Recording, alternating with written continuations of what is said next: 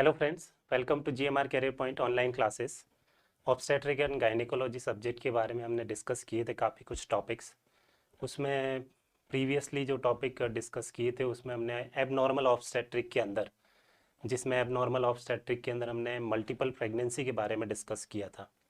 Multiple pregnancy के बाद APH के बारे में भी हमने डिस्कस किया था, एंटीपार्टम हेमरेज, जिसमें एब्रेप्शियो प्लेसेंटा और प्लेसेंटा प्रीविया इन दो डिसऑर्डर्स के बारे में डिस्कस किया था। इसके अलावा हमने कुछ एमसीक्यू के सेशन जो है वो भी डिस्कस किए थे, 5-6 सेशन जो है वो एमसीक्यू के सॉल्व किए थे। और obstetrical grip, Leopold manoeuvre, first Leopold, second Leopold, third and fourth Leopold, इन सब के बारे में डिस्कस किया था। तो इसी को आगे बढ़ाते हैं अपन। एबनॉर्मल ऑब्स्टेट्रिक डिसऑर्डर्स के बारे में हमने एपीएच में प्लेसेंटा प्रीविया और एब्रेप्शियो प्लेसेंटा के बारे में डिस्कस किया था। आज के अपने इस लेक्चर के अंदर हम पोस्टपार्टम हेमरेज पीपीएच के बारे में डिस्कस करेंगे। तो चलिए आज का लेक्चर हम स्टार्ट करते हैं। That is about the PPH, postpartum haemorrhage. कुछ इंपॉर्टेंट क्वेश्चंस जो है वो इस टॉपिक में से भी बनते हैं। नॉर्मली बहुत सीधे सीधे से क्वेश्चन आए हुए हैं कि अमाउंट ऑफ ब्लड लॉस कितना रहता है पीपीएच के केस में, क्या क्या मैनेजमेंट रहेगा, कितने टाइप का रहता है, प्राइमरी पीपीएच क्या है, सेकेंडरी पीपीएच क्या है, इनकी इटियोलॉजी क्या है, मैनेजमेंट में सबसे पहला एस्पेक्ट क्या रहेगा, नर्सिंग प्रायोरिटी क्या रहेगी अगर पीपीएच का मैनेजमेंट करते हैं। तो इन सब के बारे में कुछ इंपॉर्टेंट क्वेश्चंस जो है वो इस पीपीएच टॉपिक के अंदर बनते हैं, उस सब के बारे में हम डिस्कस करेंगे। तो चलिए आज का अपना लेक्चर स्टार्ट करते हैं। PPH that is postpartum haemorrhage. Postpartum haemorrhage साथ साथ लिखते रहिएगा। PPH that is postpartum haemorrhage, इसके बारे में हम डिस्कस करेंगे। अगर प्रेगनेंसी के दौरान ब्लीडिंग होती है, हमने डिस्कस किया था कि पीरियड ऑफ वायबिलिटी के बाद से लेकर के before expulsion of the foetus, ये अगर ब्लीडिंग होता है तो वो एपीएच के अंदर आता है, एंटीपार्टम हेमरेज, जिसकी मेजर इटियोलॉजी में हमने प्लेसेंटा प्रीविया और एब्रेप्शियो प्लेसेंटा के बारे में डिस्कस किया था। अब यही अगर ब्लीडिंग जो है वो डिलीवरी के बाद, पोस्ट यानी आफ्टर पार्टम हो गया डिलीवरी और हेमरेज हो गया ब्लीडिंग, तो बर्थ के बाद, बेबी एक्सपेल आउट होने के बाद अगर ब्लीडिंग ज़्यादा होती है तो उसी कंडीशन को अपन क्या बोलते हैं, postpartum haemorrhage. It is a complication of third stage of the labour. तो PPH is complication of third stage of the labour. ये थर्ड स्टेज का कॉम्प्लिकेशन है। तो अगर आपको याद हो तो लेबर की 4 स्टेजेस के बारे में हमने डिस्कस किया था। There are 4 stages of the labour, उसके बारे में हमने डिस्कस किया था। First stage, second stage, third stage और फोर्थ स्टेज। सेकेंड स्टेज में फीटस एक्सपेल आउट होता है और थर्ड स्टेज के अंदर प्लेसेंटा एक्सपेल आउट होता है। तो एक क्वेश्चन तो यहाँ पर यही बनता है कि पीपीएच कौन सी स्टेज का कॉम्प्लिकेशन है। तो पीपीएच जो है वो कौन सी स्टेज का कॉम्प्लिकेशन हो गया, that is the third stage of the labour, जिसमें प्लेसेंटा एक्सपेल आउट होता है। इसी स्टेज का कॉम्प्लिकेशन हो गया, that is the postpartum haemorrhage. इसकी अगर अपन डेफिनेशन की बात करें, पीपीएच का डेफिनेशन क्या होगा, तो सिंपल सा इसका डेफिनेशन है और डेफिनेशन में से ही क्वेश्चन बनता है जो आपको याद रखना है। 500 ml से ज़्यादा ब्लड लॉस, एक तो ये क्वेश्चन आया हुआ है, सिंपल सा बहुत इजी क्वेश्चन है, कोई टिपिकल नहीं है इसके अंदर। 500 ml से ज़्यादा ब्लड लॉस किस कैटेगरी के अंदर इंक्लूड होता है, सर पीपीएच के अंदर इंक्लूड होता है। तो डेफिनेशन लिखना है इसके अंदर, any amount of bleeding. PPH का डेफिनेशन हम लिखते हैं एनी अमाउंट ऑफ ब्लीडिंग। अब सर अभी तो आपने बोला कि 500 ml और अभी आप लिख रहे हो कि एनी अमाउंट ऑफ ब्लीडिंग, तो थोड़ा सा यहाँ पर याद रखना है, अमाउंट से ज़्यादा इम्पोर्टेंट चीज़ है ब्लड लॉस का इफ़ेक्ट क्या आ रहा है। तो इफ़ेक्ट ज़्यादा इम्पोर्टेंट है एज़ कम्पेयर टू अमाउंट। देखो अगर क्वेश्चन में अमाउंट पूछा है तो सीधा सीधा आपका आंसर क्या होगा, 500 ml से ज़्यादा ब्लड लॉस पीपीएच कहलाएगा बर्थ के बाद। दूसरी चीज़ मैं क्या बोल रहा हूँ, इफ़ेक्ट ज़्यादा इंपॉर्टेंट है कि ब्लड लॉस का फीमेल के ऊपर इफ़ेक्ट क्या आ रहा है। अगर ब्लड लॉस होगा तो मदर के ऊपर डिलीवरी के बाद क्या इफेक्ट आएगा। सिंपल सा है कि सर अब किसी भी व्यक्ति में हैमरेज हो रहा है, यहाँ पर अपन डिलीवरी की बात कर रहे हैं, तो डिलीवरी के बाद अगर मदर से ब्लड लॉस होगा तो सर सीधी सी बात है उसमें वॉल्यूम कम हो जाएगा मदर के अंदर। वॉल्यूम कम होगा तो बीपी क्या हो जाएगा, कम हो जाएगा। कंपेंसेशन के लिए पल्स रेट क्या होगी, सर बढ़ जाएगी। तो पल्स रेट का बढ़ना और बीपी का कम होना, ये इफेक्ट है। किसके इफेक्ट है, सर ये ब्लड लॉस के इफेक्ट है। तो ये जो ब्लड लॉस के इफेक्ट आ रहे हैं ये ज़्यादा इम्पॉर्टेंट है किसकी तुलना में, अमाउंट ऑफ ब्लड लॉस की तुलना में। तो आप पहली प्रायोरिटी किसको देंगे, अमाउंट ऑफ ब्लड लॉस को देंगे या इफेक्ट को देंगे। सर हम पहली प्रायोरिटी इफेक्ट को देंगे, अमाउंट सेकेंड प्रायोरिटी रहेगा। इसलिए मैंने यहाँ पर क्या लिखा, एनी अमाउंट ऑफ ब्लीडिंग। आगे अपन और डेफिनेशन को लिखते हैं, अमाउंट वगैरह सारी चीज़ें अपन मेंशन करेंगे, लेकिन आपको याद रखना है इफेक्ट ज़्यादा इंपॉर्टेंट है किसकी तुलना में, अमाउंट की तुलना में। पहली प्रायोरिटी आप इफेक्ट को देंगे, दूसरी प्रायोरिटी आप अमाउंट को देंगे। तो एनी अमाउंट ऑफ ब्लीडिंग कहाँ से, फ्रॉम जेनाइटल ट्रैक्ट, ये ब्लीडिंग जो है वो कहाँ से होगी, जेनाइटल ट्रैक्ट से होगी। तो any amount of bleeding from genital tract, genital tract से मदर की ब्लीडिंग हो रहा है, ये अमाउंट जो है वो सिंपली अपन बोलते हैं 500 ml से ज़्यादा है। डेफिनेशन को कंटिन्यू करना है, any amount of bleeding from genital tract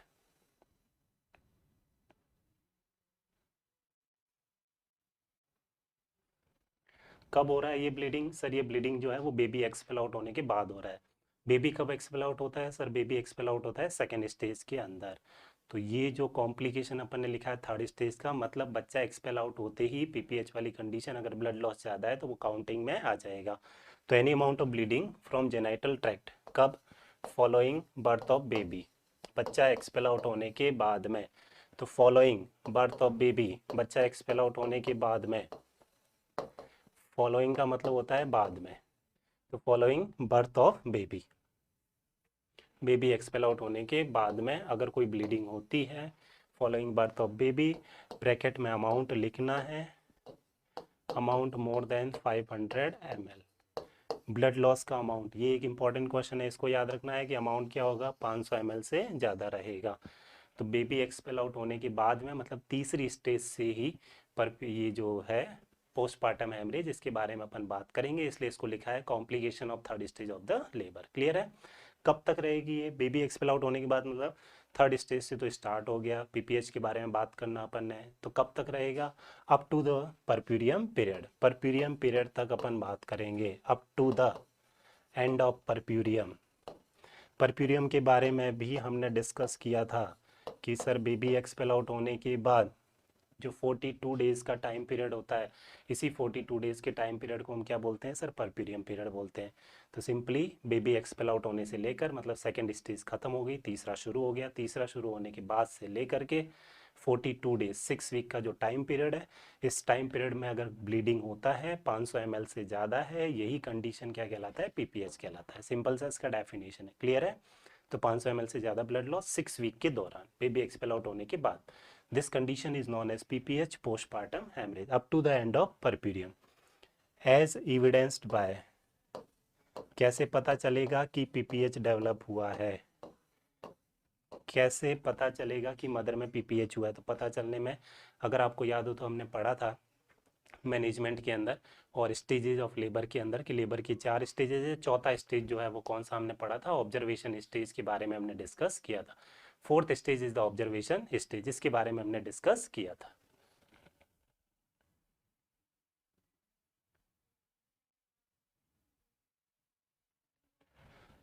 अगर आपको याद हो तो फोर्थ स्टेज हमने ऑब्जर्वेशन स्टेज पढ़ा था, जिसमें यही करते हैं कि ऑब्जर्वेशन करते हैं, वाइटल साइंस का रिकॉर्डिंग करते हैं।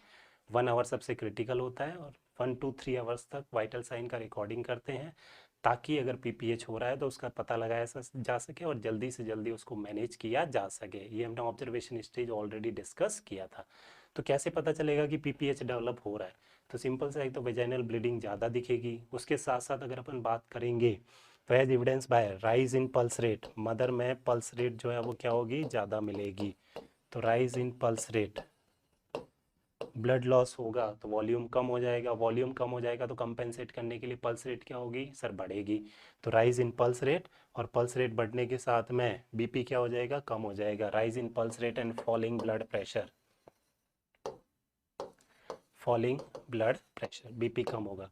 तो सिंपली दो बातें आपको याद रखनी है, पल्स रेट तो यहाँ पर इंक्रीज होती है और ब्लड प्रेशर जो है वो क्या रहेगा, डिक्रीज रहेगा। ये मेन साइन सिम्टम आएंगे किस कंडीशन के अंदर सर, पीपीएच की कंडीशन में। तो vaginal bleeding, pulse rate check करेंगे तो बढ़ा हुआ मिलेगा, रैपिड पल्स रेट मिलेगा, और ब्लड प्रेशर मदर का क्या मिलेगा, कम मिलेगा। ये सीधा सीधा इंडिकेशन है कि मदर में क्या डेवलप हुआ है, पीपीएच डेवलप हुआ है, that is postpartum haemorrhage. Clear है डेफिनेशन। तो any amount of bleeding from or into the genital tract following birth of the baby up to the end of the puerperium. Amount की बात करेंगे 500 ml से ज़्यादा है। एविडेंस क्या है कि मदर का बीपी जो है वो कम मिलेगा और पल्स रेट बढ़ा हुआ मिलेगा। इसी कंडीशन को अपन क्या बोलते हैं, पोस्ट पार्टम हैमरेज जो है वो बोलते हैं। It is the complication of third stage of the labour. Amount वाला क्वेश्चन पूछते हैं, वो हमने लिख दिया कि 500 ml से ज़्यादा है। नेक्स्ट इसके बाद आपको लिखना है जो मैंने बोला था कि अमाउंट से ज़्यादा प्रायोरिटी जो है वो किसको देंगे सर, इफेक्ट को देंगे। तो effect of blood loss is more important. Next point लिखना है, effect of blood loss is more important as compared to amount of blood loss. Effect of blood loss इसको ज़्यादा प्रायोरिटी देंगे, तो effect of blood loss is more significant. Effect of blood loss is more significant as compare to amount of blood loss, as compare to amount of blood loss. Blood loss का amount कितना है इसकी तुलना में effect को priority देंगे। मतलब mother's के वाइटल में चेंज आ रहा है, उसको प्रायोरिटी देना है, वो ज़्यादा इंपॉर्टेंट चीज़ है, उसको मैनेज करना जरूरी है as compare to amount of blood loss. Clear है ये बात, इसको इंपॉर्टेंट लाइन है, याद रखना। नेक्स्ट इसके बाद लिखना है, ये नोट करने के बाद में, incidence of postpartum haemorrhage, postpartum haemorrhage का इंसिडेंस जो है वो कितना है। नेक्स्ट पॉइंट, ये भी क्वेश्चन एग्जाम के अंदर आया हुआ है, इसको भी याद रखना है। इंसिडेंस पोस्टपार्टम हैमरेज का इंडियन अपन बात करें तो 4 to 6% है। इंसिडेंस जो है वो काफ़ी ज़्यादा है। 100 में से 4 से 6 फीमेल को पीपीएच का प्रॉब्लम देखने को मिलता है। तो इंडिया के हिसाब से बात किया जाए तो ये इंसिडेंस काफ़ी ज़्यादा है, और इसी की वजह से, पीपीएच की वजह से ही सबसे ज़्यादा एमएमआर भी देखने को मिलता है, that is maternal mortality rate. तो इसी वजह से, इस हैमरेज की वजह से ही, haemorrhage is most common cause of MMR. सबसे मेन कारण एमएमआर का जो है वो कौन सा है, हैमरेज है। इसीलिए चौथा स्टेज ऑब्जर्वेशन का जो है वो रखा गया है, most common cause of MMR, that is maternal mortality rate. India में एमएमआर जितनी होती है, मैटरनल मॉर्टेलिटी रेट जितनी है, उसका सबसे मेन कारण जो है वो कौन सा है सर, हैमरेज ही है। पीपीएच की वजह से ज़्यादातर डेथ जो है वो देखने को मिलती है। तो इंसिडेंस कितना है, 4 से 6% है। इसीलिए चौथा स्टेज रखा गया है, ऑब्जर्वेशन स्टेज। इसीलिए इंस्टीट्यूशनल डिलीवरी को बढ़ावा दे रहे हैं। इंस्टीट्यूशनल डिलीवरी मतलब हॉस्पिटल में डिलीवरी होना चाहिए।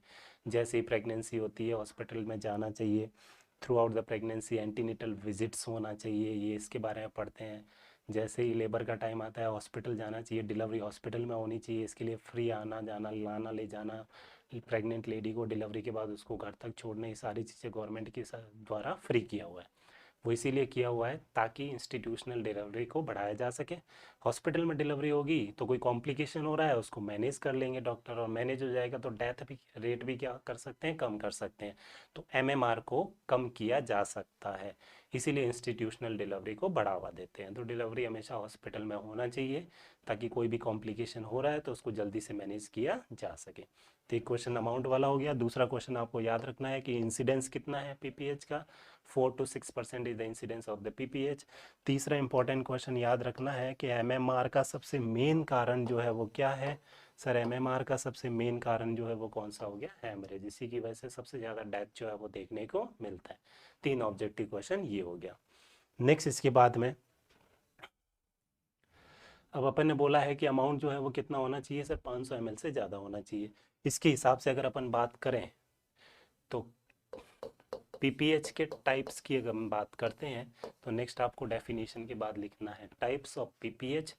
बहुत ज़्यादातर अपन ने डिस्कस किया हुआ है, 2 प्रकार का इंपॉर्टेंट अपन पढ़ते हैं, एक प्राइमरी पीपीएच और दूसरा कौन सा होता है, सेकेंडरी पीपीएच। ये तो एक टाइप का क्लासिफिकेशन हो गया। इससे पहले और अपन एक क्लासिफिकेशन की बात करें तो टाइप्स की अपन बात करें तो पहला क्लासिफिकेशन है according to amount of blood loss. Amount of blood loss के हिसाब से, according to amount of blood loss. Blood loss के हिसाब से अपन बात करें कि कितना अमाउंट ऑफ ब्लड लॉस हो रहा है, तो इस हिसाब से पीपीएच को अपन 3 टाइप से बोलते हैं। एक होता है mild PPH, mild postpartum haemorrhage, एक होता है मॉडरेट पीपीएच और एक कौन सा होता है, सीवियर पीपीएच। ये 3 कैटेगरी की अपन बात करते हैं। माइल्ड पीपीएच क्या होता है, जब अमाउंट ऑफ ब्लड लॉस जो है वो 500 ml से ज़्यादा है, more than 500 ml blood loss, 500 ml से ज़्यादा ब्लड लॉस क्या कहलाएगा, माइल्ड पीपीएच कहलाएगा। दूसरी कंडीशन कौन सी आती है सर, मॉडरेट पीपीएच आता है, मॉडरेट पोस्टपार्टम हैमरेज, दूसरी कंडीशन ये आती है। मॉडरेट पीपीएच में कितना ब्लड लॉस होता है सर, 1 लीटर से ज़्यादा ब्लड लॉस होता है, तो ये कंडीशन कौन सी कहलाती है, मॉडरेट पोस्टपार्टम हेमरेज कहलाता है। तो देखो जितना अमाउंट बढ़ता जाएगा उसी के हिसाब से सीवियरिटी भी क्या है, ज़्यादा है। 500 ml से ज़्यादा है तो माइल्ड पीपीएच। मॉडरेट पीपीएच कब कहलाएगा, जब ब्लड लॉस कितना है, 1 लीटर से ज़्यादा ब्लड लॉस, तब वो कंडीशन क्या कहलाएगी, मॉडरेट। और तीसरी वैरायटी की अपन बात करें तो तीसरी कंडीशन कौन सी आती है सर, सीवियर पीपीएच आता है। तीसरा कौन सा आएगा, severe postpartum haemorrhage. Severe postpartum haemorrhage जब amount of blood loss 2 litre से ज़्यादा है, मोर देन 2 लीटर, तब ये कंडीशन कौन सी कहलाएगी, सीवियर कहलाएगी। तो ब्लड लॉस के हिसाब से पीपीएच कितने प्रकार का हो गया, क्लियर है, सिंपल सा है, माइल्ड मॉडरेट सीवियर। 500 ml से ज़्यादा, फिर 1 लीटर से ज़्यादा, फिर 2 लीटर से ज़्यादा, माइल्ड मॉडरेट और सीवियर। इसको आप ऐसे भी लिख सकते हैं, माइल्ड पीपीएच क्या होता है, जब ब्लड लॉस 500 ml से ज़्यादा है लेकिन 1 लीटर से कम है। देखो 1 लीटर से ज़्यादा होते ही तो वो किस में आ जाएगा, मॉडरेट आ जाएगा। तो मॉडरेट पीपीएच को अपन क्या बोलेंगे, amount of blood loss 1 litre से तो ज़्यादा है लेकिन 2 लीटर से कम है। 2 लीटर से कम है वो किस में आ जाएगा, मॉडरेट। और 2 लीटर से ज़्यादा होते ही वो किस में आ जाएगा, सीवियर पोस्टपार्टम हेमरेज के अंदर आ जाएगा। तो इसके साथ ही अपन ऐसे भी लिख सकते हैं, 500 ml से तो ज़्यादा है लेकिन 1 लीटर से कम है। ये 1 लीटर से ज़्यादा है लेकिन 2 लीटर से कम है। और तीसरी कंडीशन 2 लीटर से ज़्यादा, बात एक ही है, कुछ भी अलग इसके अंदर नहीं है। तो 500 से ज़्यादा, 1 लीटर से कम, दैट इज़ माइल्ड। 1 लीटर से ज़्यादा, 2 लीटर से कम, दैट इज़ मॉडरेट। और 2 लीटर से ज़्यादा होती है वो कौन सा आ जाएगा, सीवियर पोस्टपार्टम हैमरेज। क्लियर है क्लासिफिकेशन। दूसरे क्लासिफिकेशन की अपन बात करते हैं जो ज़्यादा इंपॉर्टेंट है और ज़्यादातर उसी के बारे में हम डिस्कस करते हैं। तो सेकंड क्लासिफिकेशन जो है, दूसरा क्लासिफिकेशन किसके अनुसार है, according to duration. According to duration दूसरा क्लासिफिकेशन आता है पोस्टपार्टम हेमरेज का, जो सबने इसके बारे में पढ़ा हुआ भी है। ड्यूरेशन के हिसाब से पीपीएच 2 प्रकार का होता है, एक प्राइमरी पीपीएच और दूसरा कौन सा है, सेकेंडरी पोस्टपार्टम हेमरेज। इसी के बारे में ज़्यादातर हम डिस्कस करते हैं, आपने भी इसी के बारे में ज़्यादातर पढ़ा होगा। तो दूसरा क्लासिफिकेशन ये ज़्यादा इंपॉर्टेंट है, अकॉर्डिंग टू ड्यूरेशन। ड्यूरेशन के हिसाब से अगर पीपीएच की अपन बात करें तो 2 प्रकार का है, one is primary postpartum haemorrhage और दूसरा कौन सा आ गया, सेकेंडरी पोस्टपार्टम हेमरेज। ये ड्यूरेशन के हिसाब से हो गया, वन इज प्राइमरी और दूसरा कौन सा आता है, सेकेंडरी पोस्टपार्टम हेमरेज। कि ये पीपीएच कब डेवलप हो रहा है, सिंपली सी डेफिनेशन सिंपल सा इसका आपको पता भी होगा, 24 घंटे के अंदर होता है तो वो प्राइमरी पीपीएच कहलाता है, 24 घंटे के बाद अगर ब्लड लॉस होता है तो वो क्या कहलाता है, सेकेंडरी पीपीएच जो है वो कहलाता है। सिंपल सा इसका डेफिनेशन है, अभी अपन मेंशन करेंगे, उससे पहले और लिख लेते हैं। फिर प्राइमरी पीपीएच जो कि मोस्ट कॉमन है, प्राइमरी पीपीएच वापस 2 प्रकार का होता है। प्राइमरी पीपीएच वापस कितने प्रकार का होता है, 2 प्रकार का होता है। एक होता है third stage PPH, primary PPH 2 type का है, one is third stage PPH और दूसरा कौन सा आता है, ट्रू पोस्टपार्टम हेमरेज। ये 2 प्रकार का होता है, that is the primary postpartum haemorrhage. तो प्राइमरी पीपीएच 2 प्रकार का हो गया, एक थर्ड स्टेज पीपीएच और दूसरा कौन सा होता है, true PPH. One by one in सब के बारे में हम डिस्कस करेंगे। ज़्यादा इंपॉर्टेंट जो है वो कौन सा है, प्राइमरी पीपीएच है, इसी से रिलेटेड क्वेश्चंस भी ज़्यादा बनते हैं। सेकेंडरी पीपीएच में 1-2 क्वेश्चन इंपॉर्टेंट बनते हैं, वो अपन मेंशन करेंगे। ज़्यादातर मोस्ट कॉमन पीपीएच कौन सा होता है, that is primary postpartum haemorrhage. तो ये तो क्लासिफिकेशन हो गया पीपीएच का। अभी तक हमने डेफिनेशन पढ़ा, बेबी एक्सपेल आउट होने के बाद 42 डेज के दौरान ब्लीडिंग होता है, that is PPH, amount 500 ml से ज़्यादा। इंसिडेंस हमने पढ़ा 4 to 6% है। कॉम्प्लिकेशन कौन सी स्टेज का है सर, थर्ड स्टेज का कॉम्प्लिकेशन है पोस्टपार्टम हेमरेज। टाइप्स 2 प्रकार से सर क्लासीफाई किया, एक अमाउंट ऑफ ब्लड लॉस के हिसाब से और दूसरा ड्यूरेशन के हिसाब से। अमाउंट में माइल्ड, मॉडरेट और सीवियर पीपीएच आता है, और ड्यूरेशन की बात करते हैं तो उसमें 2 आते हैं, एक प्राइमरी पीपीएच और दूसरा कौन सा, secondary PPH. Primary PPH sir कितने प्रकार का होता है, 2 प्रकार का है, फिर से थर्ड स्टेज और फिर कौन सा है, ट्रू पोस्टपार्टम हेमरेज। ये क्या होते हैं, इसके बारे में हम वन बाय वन डिस्कस करते हैं। ये तो हो गया टाइप्स के बारे में। टाइप्स के बाद पहले अपन इटियोलॉजी डिस्कस करते हैं।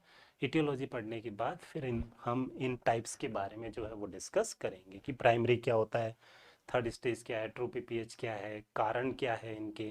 कारण अपन एक साथ डिस्कस कर लेते हैं एक साथ ही, उसके बाद अपन इनके बारे में डिस्कस करेंगे और इनका मैनेजमेंट जो है वो क्या होगा।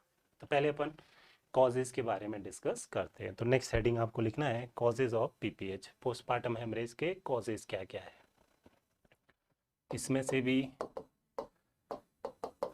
क्वेश्चन बनता है, कॉजेज़ के अंदर से भी इनफैक्ट क्वेश्चन आया हुआ भी है। तो कॉजेज़ की अपन बात करते हैं तो पीपीएच के मेन कॉजेज़ जो होते हैं, number 1 that is atonic uterus. PPH के कॉजेज़ की अपन बात करें तो कॉजेज़ के अंदर एक आता है एटॉनिक यूट्रस। एटॉनिक यूट्रस सबसे इंपॉर्टेंट कॉज है, ये क्वेश्चन आया हुआ है। दूसरा इसके बाद कौन सा आता है, ट्रॉमेटिक। तो एक आता है एटॉनिक यूट्रस और दूसरा कॉज इसके बाद कौन सा आता है, ट्रॉमेटिक यूट्रस, सॉरी ट्रॉमेटिक। ये दो मेन कारण जो है वो पीपीएच के होते हैं, एक तो एटॉनिक यूट्रस और दूसरा कौन सा, ट्रॉमेटिक कारण हो सकता है। मतलब प्रॉब्लम किसके अंदर, यूट्रस में।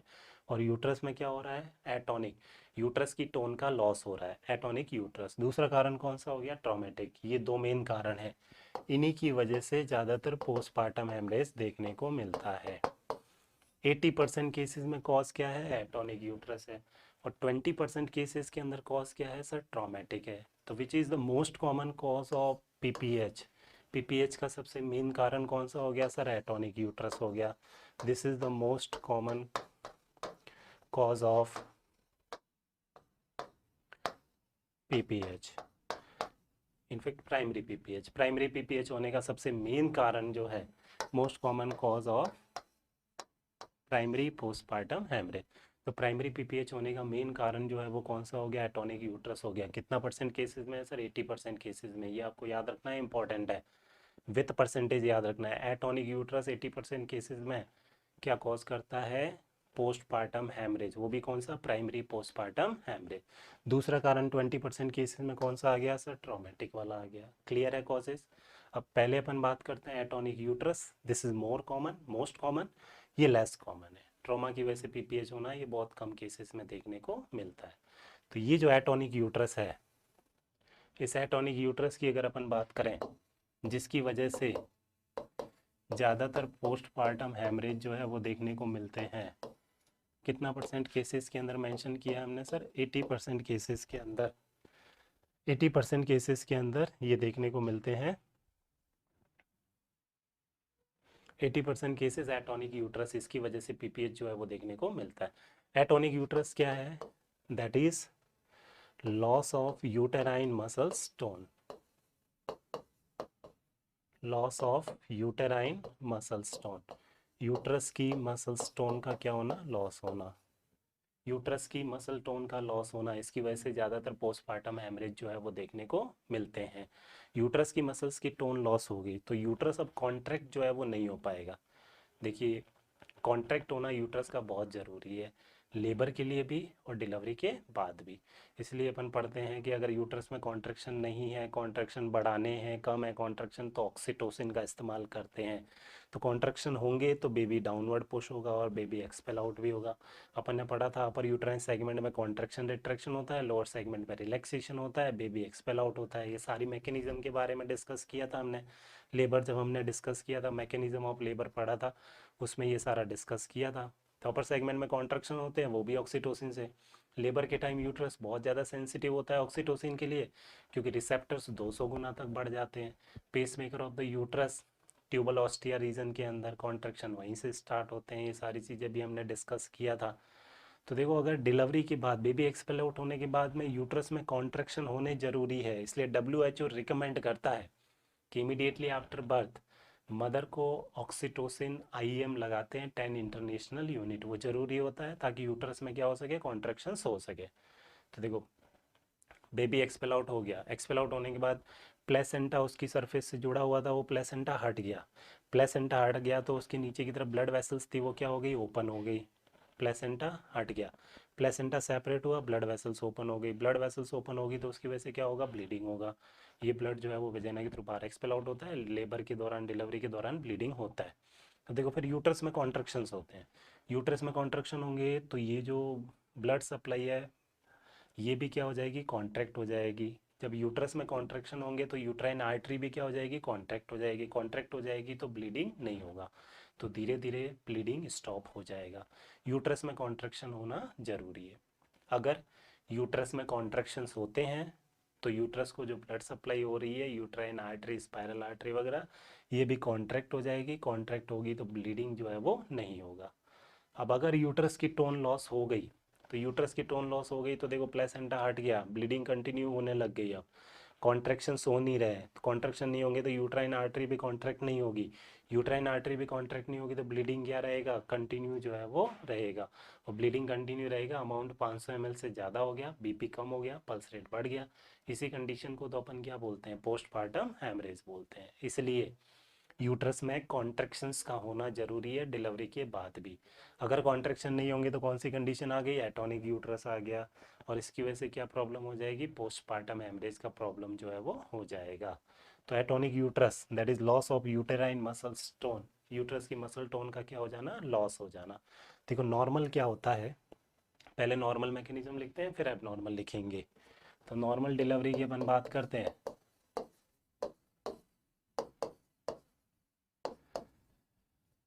नॉर्मल डिलीवरी की अपन बात करते हैं तो एक्सपल्शन ऑफ फीटस हो गया। एक्सपल्शन ऑफ फीटस कौन सी स्टेज के अंदर होता है सर, सेकेंड स्टेज के अंदर होता है। फीटस का एक्सपल्शन हो गया, कौन सी स्टेज के अंदर होता है सर, सेकेंड स्टेज के अंदर। फीटस एक्सपेल आउट होने के बाद में सेपरेशन ऑफ प्लेसेंटा हो गया, थर्ड स्टेज के अंदर। प्लेसेंटा का क्या होगा, separation, separation of placenta. Placenta separate होगा तो यूटेराइन साइनसेस, ब्लड वेसल्स जो है वो क्या हो जाएगी, ओपन हो जाएगी। यूटेराइन साइनसेस और वेसल्स जो है ये ओपन हो गई।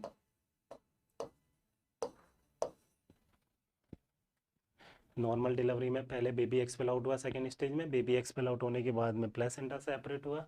सेपरेशन डेसिडुआ स्पॉन्जियोसम से होता है, हमने पढ़ा था। सेपरेशन के दो मेथड भी पढ़े थे, शल्ट्स मैकेनिज्म के द्वारा या मैथ्यू डंकन मैकेनिज्म के द्वारा डिस्कस किया था हमने। प्लेसेंटा सेपरेट होगा तो यूट्राइन साइनसेस, जो यूट्राइन आर्टरी है वो क्या हो जाएगी, ओपन हो जाएगी। यूट्राइन साइनसेस ओपन होंगे, यूट्राइन वेसल्स ओपन होगी, तो ये यूट्राइन वेसल्स ओपन होने की वजह से, कंटिन्यू करना है इसको, ब्लीडिंग होगा।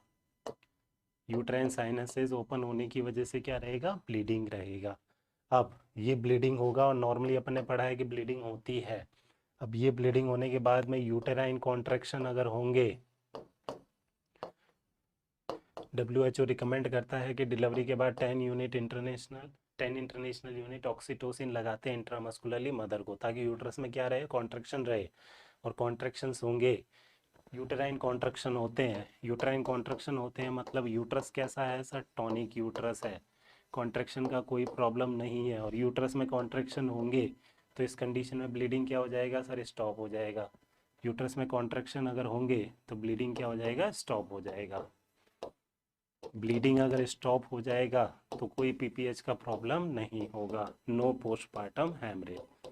ये तो नॉर्मल मैकेनिज्म हो गया, इसलिए यूट्रस में कॉन्ट्रैक्शंस का होना जरूरी है।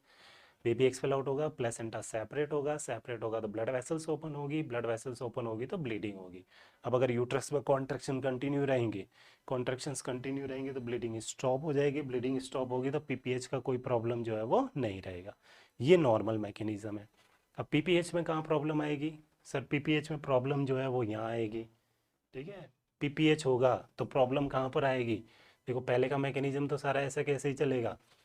बेबी एक्सपेल आउट होगा, बेबी एक्सपेल आउट होने के बाद ब्लड वेसल, प्लेसेंटा सेपरेट होगा, प्लेसेंटा सेपरेट होगा तो uterine sinuses, blood vessels open हो जाएगी, ओपन होगा तो क्या रहेगा, ब्लीडिंग रहेगा। यहाँ तक तो ठीक है। अब ये ब्लीडिंग रहेगा तो इसमें प्रॉब्लम क्या आ रही है, यूटेराइन कॉन्ट्रैक्शंस हो रहे हैं या नहीं हो रहे हैं, नहीं हो रहे हैं, तो उस कंडीशन में क्या रहेगा, एटोनिक यूट्रस रहेगा। कौन सी कंडीशन रहेगी, एटोनिक। तो अगर एटोनिक यूट्रस है मतलब यूट्रस में कॉन्ट्रैक्शंस नहीं है तो ब्लीडिंग स्टॉप होगी या कंटिन्यू रहेगी, सर अगर एटोनिक यूट्रस है तो ब्लीडिंग कंटिन्यू रहेगी। ब्लीडिंग क्या रहेगी, कंटिन्यू रहेगी, और ब्लीडिंग कंटिन्यू रहेगी तो क्या डेवलप होगा, पीपीएच डेवलप होगा सर, पोस्टपार्टम हैमरेज ये डेवलप होगा। तो प्रॉब्लम कहाँ पर आई, देखो यूट्रस अगर टॉनिक है तो ब्लीडिंग स्टॉप हो जाएगी, और यूट्रस अगर एटॉनिक है तो ब्लीडिंग क्या रहेगी, कंटिन्यू। और 500 ml से ज़्यादा ब्लड लॉस, इसी कंडीशन को अपन क्या बोलेंगे, पीपीएच बोलते हैं, पोस्टपार्टम हैमरेज। क्लियर है ये कंडीशन। तो इस एटॉनिक यूट्रस की वजह से, इस वजह से पीपीएच डेवलप होता है, इसलिए यूट्रस में कॉन्ट्रैक्शन होना जरूरी है। तो ये जो एटॉनिक यूट्रस है ये मेन कारण हो गया, इसकी वजह से ब्लीडिंग कंटिन्यू रहेगी। कितना परसेंट केसेस में रेस्पॉन्सिबल है सर, ये 80% केसेस में, 100 में से 80 फीमेल में तो पीपीएच का कारण एटॉनिक यूट्रस ही होता है। क्लियर है ये पॉइंट। तो this is the main cause of primary postpartum haemorrhage, that is the atonic uterus. Next इसके बाद में अपन बात करें, एटॉनिक यूट्रस किस वजह से हो सकता है, क्या कारण है कि यूट्रस की टोन का लॉस हो सकता है, या कौन कौन से ऐसी वजह है जिसकी वजह से यूट्रस की टोन का लॉस हो सकता है। देखो एटॉनिक हुआ तो पीपीएच हो रहा है, लेकिन एटॉनिक क्यों हो रहा है, क्या कारण है जिसकी वजह से टोन का जो है वो लॉस हो रहा है, इसके अपन कॉजेज की अपन बात करें तो नेक्स्ट आपको लिखना है किस वजह से एटॉनिक यूट्रस हो सकता है। तो causes of atonic uterus, causes of atonic uterus, किस वजह से यूट्रस की टोन का जो है वो लॉस हो सकता है, क्या क्या कारण है जिसकी वजह से एटॉनिक यूट्रस हो सकता है। इनकी अपन अगर बात करें तो atonic uterus grand multi gravida female की कंडीशन में हो सकता है। ग्रैंड मल्टी ग्रेविडा फीमेल, बार बार प्रेगनेंसी हो रही है, और ग्रैंड मल्टी ग्रेविडा फीमेल क्या होता है, 4 और 4 से ज़्यादा की प्रेगनेंसी जो है वो क्या कहलाएगी, ग्रैंड मल्टी ग्रेविडा कहलाती है। कोई प्रेगनेंसी नहीं है नली ग्रेविडा, फर्स्ट टाइम प्रेगनेंसी है प्राइमी ग्रेविडा, सेकंड और थर्ड है वो मल्टी ग्रेविडा, और 4 और उससे ज़्यादा है वो सारी क्या कहलाती है, ग्रैंड मल्टी ग्रेविडा प्रेगनेंसी जो है वो कहलाती है, ये अपन ने पढ़ा था। तो जितनी ज़्यादा बार प्रेगनेंसी होगी उतना ही यूट्रस के ऊपर बार बार, देखो प्रेगनेंसी होगी, हाइपरट्रॉफी हाइपरप्लेजिया यूट्रस का होगा, बार बार यूट्रस के अंदर चेंजेज आएंगे, फिर इन्वोल्यूशन की प्रोसेस होगी, फिर प्रेगनेंसी हो रही है, फिर चेंजेज आ रहा है, फिर इन्वोल्यूशन की प्रोसेस हो रही है। तो रिपीटेडली बार बार प्रेगनेंसीज होती रहती है तो फीमेल में यूट्रस की टोन लॉस होने के चांसेस है, और बाद में एटॉनिक यूट्रस, जिसकी वजह से क्या प्रॉब्लम हो सकती है, पीपीएच हो सकता है। इसलिए रिपीटेड प्रेगनेंसी या नंबर ऑफ प्रेगनेंसी ज़्यादा है तो भी उस फीमेल में, वो female risk, high risk group में आ जाती है। हाई रिस्क ग्रुप यानी उस फीमेल में बाद में क्या प्रॉब्लम हो सकती है, कॉम्प्लिकेशन के रूप में पीपीएच हो सकता है। तो ग्रैंड मल्टी ग्रेविडा फीमेल एक कारण ही है जिसकी वजह से एटॉनिक यूट्रस हो सकता है।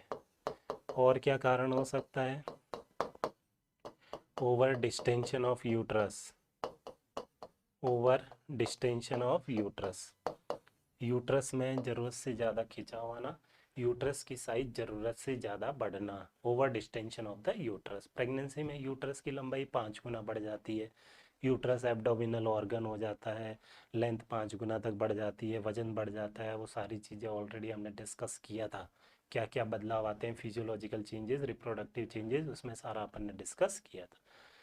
वो सारा सिंगल प्रेगनेंसी के बारे में अपन ने डिस्कस किया था। अब यूट्रस में जरूरत से ज़्यादा साइज बढ़ रहा है, यूट्रस की लेंथ जरूरत से ज़्यादा बढ़ रही है, खिंचाव यूट्रस के ऊपर जरूरत से ज़्यादा पड़ रहा है, उसकी वजह से भी टोन का क्या हो सकता है, लॉस हो सकता है।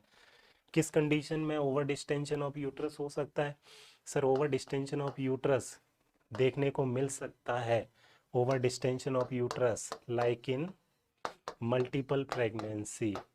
तो अगर आपको याद हो तो मल्टीपल प्रेगनेंसी का कॉम्प्लिकेशन में हमने लिखा था कि पीपीएच हो सकता है। मल्टीपल प्रेगनेंसी का कॉम्प्लिकेशन फीमेल में डिलीवरी के बाद पोस्टपार्टम हेमरेज हो सकता है। देखो मल्टीपल प्रेगनेंसी होगी, नंबर ऑफ बेबी ज़्यादा होंगे, 2 या 2 से ज़्यादा बेबी का एक साथ एक ही समय पर यूट्रस में ग्रो करना, that is the multiple pregnancy. तो मल्टीपल प्रेगनेंसी होगी तो यूट्रस पे प्रेशर ज़्यादा आएगा, यूट्रस की साइज ज़्यादा बढ़ेगी, ओवर डिस्टेंशन ऑफ यूट्रस होगा, उसकी वजह से हो सकता है कि यूट्रस की टोन का क्या हो जाए, लॉस हो जाए, और टोन लॉस हो जाएगी तो फिर वही प्रॉब्लम पीपीएच, एटॉनिक यूट्रस, और एटॉनिक यूट्रस की वजह से पीपीएच हो सकता है। तो किस कंडीशन में ओवर डिस्टेंशन यूट्रस हो सकता है, like in multiple pregnancy, like in polyhydramnios. अगर पॉलीहाइड्रेमनियस की कंडीशन डेवलप होती है प्रेगनेंसी के दौरान तो डिलीवरी के बाद इसमें भी पीपीएच का प्रॉब्लम जो है वो हो सकता है। लाइक इन बिग बेबी, अगर बच्चे की साइज ज़्यादा है उस कंडीशन में भी ओवर डिस्टेंशन ऑफ यूट्रस होगा, और ओवर डिस्टेंशन ऑफ यूट्रस की वजह से एटॉनिक यूट्रस की वजह से पीपीएच का प्रॉब्लम जो है वो हो सकता है। क्लियर है? तो मल्टीपल प्रेगनेंसी है, पॉलीहाइड्रोनियस है, बेबी का साइज ज़्यादा है, जैसा कि डायबिटिक मदर में देखने को मिलता है। डायबिटिक मदर का जो बेबी है, मैक्रोसोमिया, वजन 4 किलो से ज़्यादा देखने को मिलता है, साइज ज़्यादा है बच्चे की, साइज ज़्यादा है तो यूट्रस पे प्रेशर ज़्यादा आएगा, यूट्रस पे प्रेशर ज़्यादा आ रहा है तो ओवर डिस्टेंशन होगा, ओवर डिस्टेंशन की वजह से एटॉनिक यूट्रस हो सकता है, और एटॉनिक यूट्रस की वजह से पीपीएच का प्रॉब्लम हो सकता है। क्लियर है? तो हम डिस्कस कर रहे हैं causes of postpartum haemorrhage. Causes में एटॉनिक यूट्रस से कैसे पीपीएच हो सकता है वो मैकेनिज्म हमने पढ़ा। फिर अपन डिस्कस कर रहे हैं कि एटॉनिक यूट्रस के क्या कारण हो सकते हैं, किस वजह से यूट्रस की टोन का लॉस जो है वो हो सकता है। तो पहला हो गया grand मल्टीग्रेविडा, over distension of uterus, जैसा कि हम मल्टीपल प्रेगनेंसी, पॉलीहाइड्रोनियस, बिग बेबी इस कंडीशन में देखने को मिल सकता है। इसी तरह से अपन बात करें एटॉनिक यूट्रस के और क्या कारण हो सकते हैं, तो एटॉनिक यूट्रस के और कॉजेज की अपन बात करें तो नेक्स्ट कंटिन्यू करना है। एटॉनिक यूट्रस के अंदर malnutrition and anaemia, malnutrition और एनीमिया की वजह से प्रॉब्लम हो सकती है। माल न्यूट्रिशन एंड एनीमिया, अगर मदर में न्यूट्रिएंट की कमी है और एनीमिया की प्रॉब्लम है तो भी एटॉनिक यूट्रस हो सकता है। देखिए माल न्यूट्रिशन मतलब मिनरल्स और न्यूट्रिएंट की कमी हो गया, और कॉन्ट्रैक्शंस के लिए मिनरल की अपन बात करें तो कॉन्ट्रैक्शन के लिए मिनरल सर कैल्शियम, और वो मिनरल की कमी है, माल नरिश्ड कंडीशन आ गया, कैल्शियम की कमी रहेगी, तो कैल्शियम की कमी है तो टोन का क्या हो सकता है, लॉस हो सकता है। एनीमिया है तो ब्लड ऑक्सीजन सप्लाई सही ढंग से नहीं हो पाएगी, ऑक्सीजन सप्लाई नहीं हो पा रही है, ब्लड की भी कमी हो रही है, उसके साथ न्यूट्रिएंट कम जाएंगे तो वापस वही प्रॉब्लम एटॉनिक यूट्रस की कंडीशन जो है वो हो सकती है। इसलिए मदर में ये प्रॉब्लम ना हो इसलिए हीमोग्लोबिन का लेवल 10 से ज़्यादा होना चाहिए, तो मिनिमम रिक्वायरमेंट है कि 10 से ज़्यादा हीमोग्लोबिन प्रेगनेंसी में होना चाहिए ताकि कॉम्प्लिकेशंस कम किए जा सके। तो माल न्यूट्रिशन और एनीमिया इसकी वजह से पीपीएच का प्रॉब्लम हो सकता है। इसी तरह से अपन और बात करें माल न्यूट्रिशन और एनीमिया के अलावा प्रोलॉन्ग लेबर की वजह से पीपीएच का प्रॉब्लम जो है वो हो सकता है। प्रोलॉन्ग लेबर क्या होता है, डेफिनेशन ऑलरेडी हमने डिस्कस किया था। प्रोलॉन्ग लेबर के अंदर फर्स्ट स्टेज और सेकेंड स्टेज दोनों मिलाकर ड्यूरेशन जो है वो कितना होता है, 18 आवर्स से ज़्यादा होता है, मोर देन 18 आवर्स। इसी कंडीशन को अपन क्या बोलते हैं, प्रोलॉन्ग लेबर बोलते हैं। The combined duration of first and second stage of labour is more than 18 hours, 18 घंटे से ज़्यादा हो गया, अभी तक बेबी एक्सपेल आउट नहीं हुआ, ये कंडीशन कहलाती है प्रोलॉन्ग लेबर। अब देखो टाइम इतना ज़्यादा हो गया, यूट्रस पे प्रेशर ज़्यादा टाइम तक रहेगा, यूट्रस पे प्रेशर ज़्यादा टाइम तक रहेगा तो यूट्रस की मसल स्टोन का लॉस हो सकता है, मसल स्टोन लॉस होगी तो फिर डिलीवरी के बाद पीपीएच का प्रॉब्लम हो सकता है। तो grand मल्टीग्रेविडा, over distension of uterus, mall nutrition anaemia, इसके अलावा कौन सी कंडीशन हो गई, प्रोलॉन्ग लेबर, इनकी वजह से एटॉनिक यूट्रस हो सकता है। और क्या कारण है जिसकी वजह से एटॉनिक यूट्रस हो सकता है, इसी को कंटिन्यू करते हैं। तो नेक्स्ट कॉज इसके बाद लिखना है, एटॉनिक यूट्रस हो सकता है यूज ऑफ एनेस्थीसिया, एनेस्थीसिया के यूज़ की वजह से प्रोलॉन्ग लेबर जो है वो पीपीएच हो सकता है। यूज़ ऑफ एनेस्थीसिया, एनेस्थीसिया भी मसल्स को क्या करने का काम करेगा, रिलैक्स करता है, पेन लॉस करवाएगा, पेन सेंसेशन लॉस कर देगा, पेन महसूस नहीं होगा, इसके अलावा मसल्स को भी क्या करेगा, रिलैक्स करेगा। तो एनेस्थीसिया का इस्तेमाल ज़्यादा किया है तो उस कंडीशन में भी एटॉनिक यूट्रस जो है वो हो सकता है। तो यूज़ ऑफ एनेस्थीसिया, इसकी वजह से एटॉनिक यूट्रस जो है वो हो सकता है। इसके अलावा क्या प्रॉब्लम हो सकती है, टू रैपिड डिलीवरी, ज़रूरत से ज़्यादा जल्दी डिलीवरी करवा रहे हैं, टू रैपिड डिलीवरी, इसकी वजह से पीपीएच का प्रॉब्लम जो है वो हो सकता है, एटॉनिक यूट्रस हो सकता है। टू रैपिड डिलीवरी, ऑक्सीटोसिन दे करके जल्दी से जल्दी डिलीवरी करवा ले, उसके बाद मेंटेनेंस नहीं किया, ऑक्सीटोसिन नहीं दिया बर्थ के बाद, और ऑक्सीटोसिन नहीं दिया तो यूट्रस में कॉन्ट्रैक्शन नहीं होंगे, एटॉनिक यूट्रस, और उसकी वजह से पीपीएच का प्रॉब्लम हो सकता है। तो ये सारे कारण हैं जिसकी वजह से एटॉनिक यूट्रस हो सकता है, और एटॉनिक यूट्रस की वजह से फाइनली क्या प्रॉब्लम हो सकती है, पीपीएच का प्रॉब्लम हो सकता है। तो ये most common cause atonic uterus, और किस वजह से एटॉनिक यूट्रस हो सकता है और कैसे, मैकेनिज्म हमने पढ़ा कि एटॉनिक यूट्रस होने से कैसे ब्लीडिंग कंटिन्यू रहती है। This is the most common cause of primary postpartum haemorrhage. 80% PPH जो है वो एटॉनिक यूट्रस की वजह से होते हैं। दूसरा कारण हमने कौन सा लिखा है एटॉनिक यूट्रस के बाद में? ट्रॉमेटिक लिखा है। दूसरा जो 20% केसेस के अंदर कॉज हमने लिखा है वो कॉज कौन सा लिखा है? ट्रॉमेटिक। ट्रॉमेटिक के अंदर ट्रॉमा टू जेनाइटल ट्रैक्ट, कोई जेनाइटल ट्रैक्ट का ट्रॉमा हो रहा है, इसकी वजह से पोस्टमार्टम हेमरेज जो है वो हो रहा है। Trauma to the genital tract कितना % केसेस के अंदर है ये सर? 20% केसेस के अंदर इसकी वजह से पीपीएच होता है। ये लेस कॉमन कॉज हो गया। Trauma to the genital tract may be due to, किस वजह से ट्रॉमा हो सकता है? ड्यू टू इंस्ट्रूमेंटल और फोर्सेप्स वेजाइनल डिलीवरी। इंस्ट्रूमेंटल और फोर्सेप्स वेजाइनल डिलीवरी, फोर्सेप्स की सहायता से डिलीवरी करवा रहे हैं, इंस्ट्रूमेंटल वेजाइनल डिलीवरी हो रही है, उस इंस्ट्रूमेंट की वजह से जेनाइटल ट्रैक्ट का कोई ट्रॉमा हो रहा है और ट्रॉमा होने की वजह से क्या हो रही है? ब्लीडिंग हो रही है। तो ये कौन सा पीपीएच में आ जाएगा? ट्रॉमेटिक के अंदर आ जाएगा। क्लियर है? तो ये दो इटियोलॉजी है, 80% डायटोनिक और 20% कौन सा हो गया? ट्रॉमेटिक हो गया। कुछ मदर में ब्लीडिंग डिसऑर्डर है, उसकी वजह से भी पीपीएच का प्रॉब्लम हो सकता है, लेकिन वो बहुत ही लेस कॉमन है, ना के बराबर है। मेनली आपको दो याद रखने, वन इज एटॉनिक और दूसरा कौन सा हो गया? ट्रॉमेटिक। तो ये तो हो गया एटियोलॉजी। अभी तक हमने डिस्कस किया डेफिनेशन के बारे में, डेफिनेशन के बाद हमने इंसिडेंस के बारे में डिस्कस किया, इंसिडेंस के बाद में टाइप्स के बारे में अपन ने पढ़ा, दो टाइप से क्लासिफाइड किया है, उसके बाद अपन ने एटियोलॉजी के बारे में डिस्कस किया। अब अपन वापस टाइप्स के ऊपर आते हैं कि पोस्टपार्टम हेमरेज जो है वो दो प्रकार का है, एक प्राइमरी और दूसरा कौन सा है? सेकेंडरी। इसमें इंपॉर्टेंट है प्राइमरी पोस्टपार्टम हेमरेज। तो पहले आपको हेडिंग लिखना है, that is primary postpartum haemorrhage. तो पहले अपन डिस्कस करते हैं number 1 primary postpartum haemorrhage.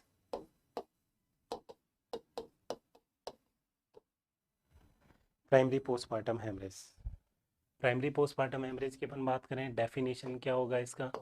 Definition की अगर अपन बात करें, प्राइमरी पीपीएच क्या होता है? That is bleeding within 24 our,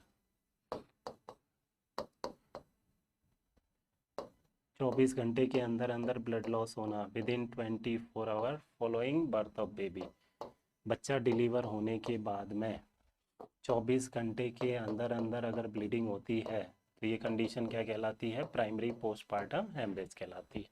simple सा डेफिनेशन है बट इंपॉर्टेंट है, याद रखना है। 24 घंटे के अंदर अंदर विद इन 24 आवर अगर ब्लड लॉस जो है वो 500 ml से ज़्यादा है तो वो कंडीशन क्या कहलाती है? प्राइमरी पोस्टपार्टम हेमरेज कहलाता है। और ज़्यादातर यही देखने को मिलता है, मोस्टली प्राइमरी पीपीएच ही देखने को मिलता है, क्योंकि बेबी एक्सपेल आउट होगा, प्लेसेंटा सेपरेशन रहेगा, प्लेसेंटा सेपरेशन रहेगा, उसी के साथ ब्लीडिंग क्या रहेगी? ज़्यादा रहेगी। तो मोस्टली कौन सा पीपीएच देखने को मिलेगा? प्राइमरी, जहाँ ब्लीडिंग कब हो रही है? 24 घंटे के अंदर अंदर हो रही है। 24 घंटे के अंदर वाला टाइम पीरियड क्या कहलाता है? अगर आपको याद हो, परपीरियम पढ़ा था हमने तब। तो परपीरियम पीरियड को भी हमने 3 हिस्सों में डिवाइड किया था, अगर आपको याद हो तो, टाइम के हिसाब से। विद इन 24 आवर, फिर फर्स्ट वीक और उसके बाद 6 वीक, ये 3 टाइम पीरियड में डिवाइड किया था। तो 24 घंटे के अंदर अंदर का जो टाइम है वो time period immediate puerperium period कहलाता है। क्या कहलाता है? Immediate puerperium period. फिर अपन ने लिखा था कि 7 डेज, एक सप्ताह, वो कहलाता है अर्ली परपीरियम पीरियड। और फिर 6 वीक तक का टाइम क्या कहलाता है? डिलेड परपीरियम पीरियड जो है वो कहलाता है। तो यहाँ पर ब्लीडिंग कब हो रही है? 24 घंटे के अंदर अंदर हो रही है। तो ये अपन लिख सकते हैं कि ब्लीडिंग जो है वो कौन से परपीरियम पीरियड के अंदर हो रही है? सर ब्लीडिंग जो है, bleeding in immediate puerperium period, immediate puerperium period के अंदर सर ब्लीडिंग हो रही है। इमीडिएट परपीरियम, ब्लीडिंग जो है वो इमीडिएट परपीरियम पीरियड के अंदर हो रही है, यानी कि 24 घंटे के अंदर अंदर हो रही है। इसी कंडीशन को अपन क्या बोलते हैं? प्राइमरी पोस्टपार्टम हेमरेज बोलते हैं। क्लियर है? प्राइमरी पीपीएच कितने प्रकार का लिखा था? सर प्राइमरी पीपीएच जो है वो 2 प्रकार का लिखा है हमने। प्राइमरी पीपीएच जो है वो 2 टाइप्स का मेंशन किया है। तो प्राइमरी पीपीएच के 2 टाइप्स कौन से मेंशन किए हमने? सर प्राइमरी पीपीएच के 2 टाइप हमने लिखा है, एक तो third stage PPH, third stage postpartum haemorrhage,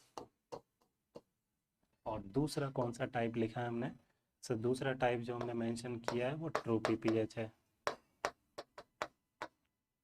एक थर्ड स्टेज और दूसरा कौन सा हो गया? True PPH. ये दो हमने मेंशन किए हैं। These are the types of primary postpartum haemorrhage. Third stage PPH क्या होता है, इसकी डेफिनेशन मेंशन करनी है। Third stage PPH, placenta expel out होने से पहले ब्लीडिंग होना। तो bleeding before expulsion of placenta, देखो प्लेसेंटा अभी यूट्रस के अंदर ही है, उससे पहले ब्लीडिंग ज़्यादा हो गई तो कंडीशन क्या कहलाएगी, थर्ड स्टेज पीपीएच। तो what is third stage PPH, यहाँ पर ब्लीडिंग जो होगी, bleeding before expulsion of placenta, placenta expulsion होने से पहले हो रही है, bleeding before expulsion of placenta, यानी प्लेसेंटा अभी यूट्रस के अंदर ही है, प्लेसेंटा अभी एक्सपेल आउट नहीं हुआ है, उससे पहले ही ब्लीडिंग जो है वो हो रही है, तो ये कंडीशन क्या कहलाएगी, that is third stage postmortem haemorrhage, bleeding before expulsion of the placenta. और अगर ब्लीडिंग प्लेसेंटा एक्सपेल आउट होने के बाद होती है तो ये कंडीशन क्या कहलाएगी, ट्रू पीपीएच कहलाएगी, bleeding after expulsion of placenta, placenta बाहर आ गया वेजाइना से और उसके बाद ब्लीडिंग हो रही है, तो ये कंडीशन क्या कहलाएगी, ट्रू पोस्टपार्टम हेमरेज कहलाएगा। तो एक में तो ब्लीडिंग प्लेसेंटा एक्सपेल आउट होने से पहले और एक में ब्लीडिंग प्लेसेंटा एक्सपेल आउट होने के साथ में और बाद में हो रहा है, तो वो कंडीशन क्या कहलाएगी, ट्रू पोस्टपार्टम हेमरेज। तो प्राइमरी पीपीएच दो प्रकार का, एक थर्ड स्टेज और एक कौन सा, ट्रू पीपीएच। अभी प्लेसेंटा यूट्रस में है, उससे पहले ब्लीडिंग ज़्यादा हो गया, third stage PPH. Placenta expulsion के साथ में और एक्सपेल आउट होने के बाद ब्लीडिंग ज़्यादा हो रही है, ट्रू पीपीएच। इन दोनों में से मोस्ट कॉमन कौन सा है, सबसे मेन पीपीएच की अपन बात करेंगे तो वो कौन सा है, this is true postpartum haemorrhage. Third stage और ट्रू पीपीएच ज़्यादातर कौन सा देखने को मिलता है, सर ट्रू पीपीएच ज़्यादा देखने को मिलता है, जहाँ ब्लीडिंग कब हो रही है, प्लेसेंटा एक्सपेल आउट होने के साथ में और बाद में, प्लेसेंटा एक्सपेल आउट होने के बाद में। तो इन दोनों में सबसे कॉमन कौन सा है, आपको याद रखना है, ट्रू पोस्टपार्टम हेमरेज, ये ज़्यादा देखने को मिलेगा किसमें, प्राइमरी पोस्टपार्टम हेमरेज में। डिफरेंस क्लियर है डेफिनेशन का। तो प्राइमरी पीपीएच 24 घंटे के अंदर अंदर ब्लीडिंग, यानी इमीडिएट परपीरियम के अंदर अंदर ब्लीडिंग हुई है, इमीडिएट परपीरियम पीरियड में ब्लीडिंग हो रही है, that is the primary postpartum haemorrhage. Main कारण एटॉनिक यूट्रस है उसका, कितने प्रकार का है, दो, थर्ड स्टेज पीपीएच और true postpartum haemorrhage. Third stage PPH में bleeding before expulsion, true PPH most common है, इसमें bleeding after expulsion of the placenta. Clear है। साइन सिम्टम पहले ही ऑलरेडी हमने मेंशन किए हैं कि साइन सिम्टम क्या होते हैं। साइन सिम्टम में सिंपल सा एक तो वेजाइनल ब्लीडिंग देखने को मिलेगा, कॉजेज ऑलरेडी हमने मेंशन कर लिए। साइन सिम्टम क्या होंगे इसके, साइन सिम्टम सेम आएंगे, साइन सिम्टम के अंदर वेजाइनल ब्लीडिंग देखने को मिलेगा, वेजाइनल ब्लीडिंग, इसके अलावा rise in pulse rate, already जो हमने मेंशन किया था, राइज इन पल्स रेट, और बीपी क्या देखने को मिलेगा, कम देखने को मिलेगा, fall in blood pressure, BP कम देखने को मिलेगा। ये चीज़ें क्लियर कट इंडिकेशन है कि फीमेल में डिलीवरी के बाद क्या डेवलप हो रहा है, पीपीएच जो है वो डेवलप हो रहा है। तो vaginal bleeding, rise in pulse rate, pulse बढ़ेगा कंपेंसेशन के लिए, और बीपी जो है वो क्या रहेगा, कम देखने को मिलेगा। ये क्लियर इंडिकेशन है कि मदर में पीपीएच जो है वो डेवलप हो रहा है। तो ये इसके साइन सिम्टम है। अब सबसे इंपॉर्टेंट एस्पेक्ट मैनेजमेंट की अपन बात करते हैं। तो मैनेजमेंट क्या रहेगा पोस्टपार्टम हेमरेज का, तो नेक्स्ट हेडिंग लिखना है, मैनेजमेंट ऑफ पीपीएच। हम प्राइमरी पीपीएच की बात कर रहे हैं तो पहले प्राइमरी पीपीएच के मैनेजमेंट की बात कर रहे हैं। इसमें भी पहले मैनेजमेंट ऑफ दो प्रकार का है, तो management of third stage PPH, third stage PPH का क्या मैनेजमेंट होगा, इसमें से क्वेश्चन बनता है, वो आपको याद रखना है। तो थर्ड स्टेज पीपीएच क्या होता है, अभी अपन ने डेफिनेशन लिखा था कि सर थर्ड स्टेज पीपीएच में ब्लीडिंग प्लेसेंटा एक्सपेल आउट होने से पहले होती है। तो इसमें थर्ड स्टेज पीपीएच के मैनेजमेंट की अपन बात करें, इमीडिएट हॉस्पिटलाइजेशन तो है ही मदर का, अगर हॉस्पिटल में ही डिलीवरी हो रही है तो अच्छी बात है, लेकिन अगर कहीं बाहर घर पे डिलीवरी हुई है और ब्लड लॉस ज़्यादा हो रहा है तो उस कंडीशन में इमीडिएटली मदर को क्या करना है, हॉस्पिटलाइज करना है, इमीडिएट हॉस्पिटलाइजेशन ऑफ मदर। अगर हॉस्पिटल डिलीवरी नहीं हुई है, ब्लीडिंग ज़्यादा हो रही है, तो मदर को इमीडिएटली क्या करना है, हॉस्पिटलाइज करना है। इमीडिएट हॉस्पिटलाइजेशन के साथ में recording of vitals,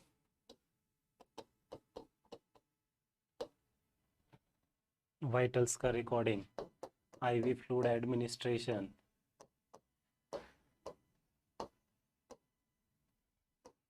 oxygen administration, अगर ज़रूरत है तो ऑक्सीजन एडमिनिस्ट्रेशन करेंगे मदर को। वाइटल्स रिकॉर्ड किया, बीपी कितना आ रहा है, पल्स कितना आ रहा है, वो रिकॉर्डिंग। आईवी फ्लूइड स्टार्ट करेंगे, सीधी सी बात है ब्लड लॉस हो रहा है तो कंपेंसेशन के लिए फ्लूइड वॉल्यूम को बढ़ाने के लिए आईवी फ्लूइड क्या करना पड़ेगा, स्टार्ट करना पड़ेगा। ऑक्सीजन की एडमिनिस्ट्रेशन करेंगे, अगर ऑक्सीजन एडमिनिस्ट्रेशन आवश्यकता है, 90 से कम सैचुरेशन आ रहा है तो ऑक्सीजन एडमिनिस्ट्रेशन जो है वो प्रोवाइड करना पड़ेगा। इफ़ SpO2 लेस देन 90, अगर मदर में ऑक्सीजन सैचुरेशन 90 से कम आ रहा है तो ऑक्सीजन एडमिनिस्ट्रेशन जो है वो करना पड़ेगा। मोस्टली कारण क्या है सर, एटॉनिक यूट्रस है। मोस्टली पीपीएच का कारण क्या है, एटॉनिक यूट्रस।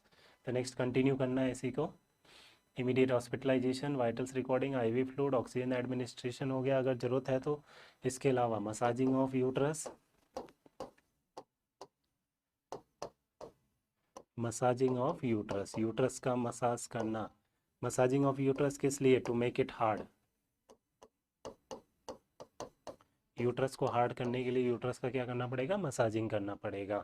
देखो अगर सिंपली अपन बात करें, massaging of uterus to make it hard, अगर एटॉनिक यूट्रस है, अगर यूट्रस में कॉन्ट्रैक्शन नहीं है तो यूट्रस सॉफ्ट फील होगा। एटॉनिक यूट्रस कैसा फील होता है, सॉफ्ट फील होता है।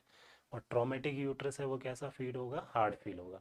तो यूट्रस को पैल्पेट करके देखेंगे। अब 80% दिन में तो कॉज एटॉनिक ही है, तो सिंपली ये है कि यूट्रस का मसाजिंग स्टार्ट कर लेते हैं। मसाजिंग से हो सकता है कि यूट्रस में क्या आ जाए, कॉन्ट्रैक्शंस आ जाए, और कॉन्ट्रैक्शन आएंगे तो ब्लीडिंग कम होने के चांसेस जो है वो रहेंगे।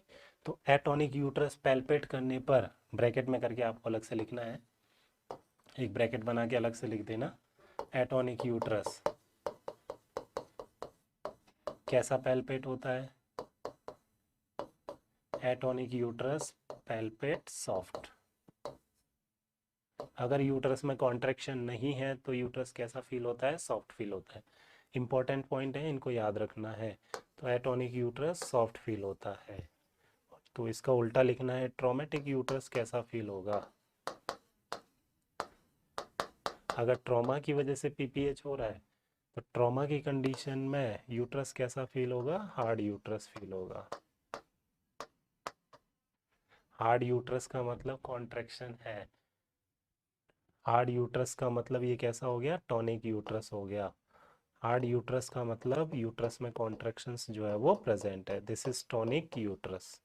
तो एटॉनिक यूट्रस कैसा फील होगा, सॉफ्ट फील होगा। और ट्रॉमेटिक यानी टॉनिक यूट्रस वो कैसा फील होगा, हार्ड फील होगा। तो देखो यूट्रस को पैल्पेट किया, यूट्रस को पैल्पेट करने पर वो हार्ड फील हो रहा है, हार्ड फील हो रहा है, इसका मतलब यूट्रस में टोन का प्रॉब्लम नहीं है, इसका मतलब किसी ट्रॉमा की वजह से ये पीपीएच हो रहा है। सीधा सीधा अनुमान जो है वो लग जाएगा।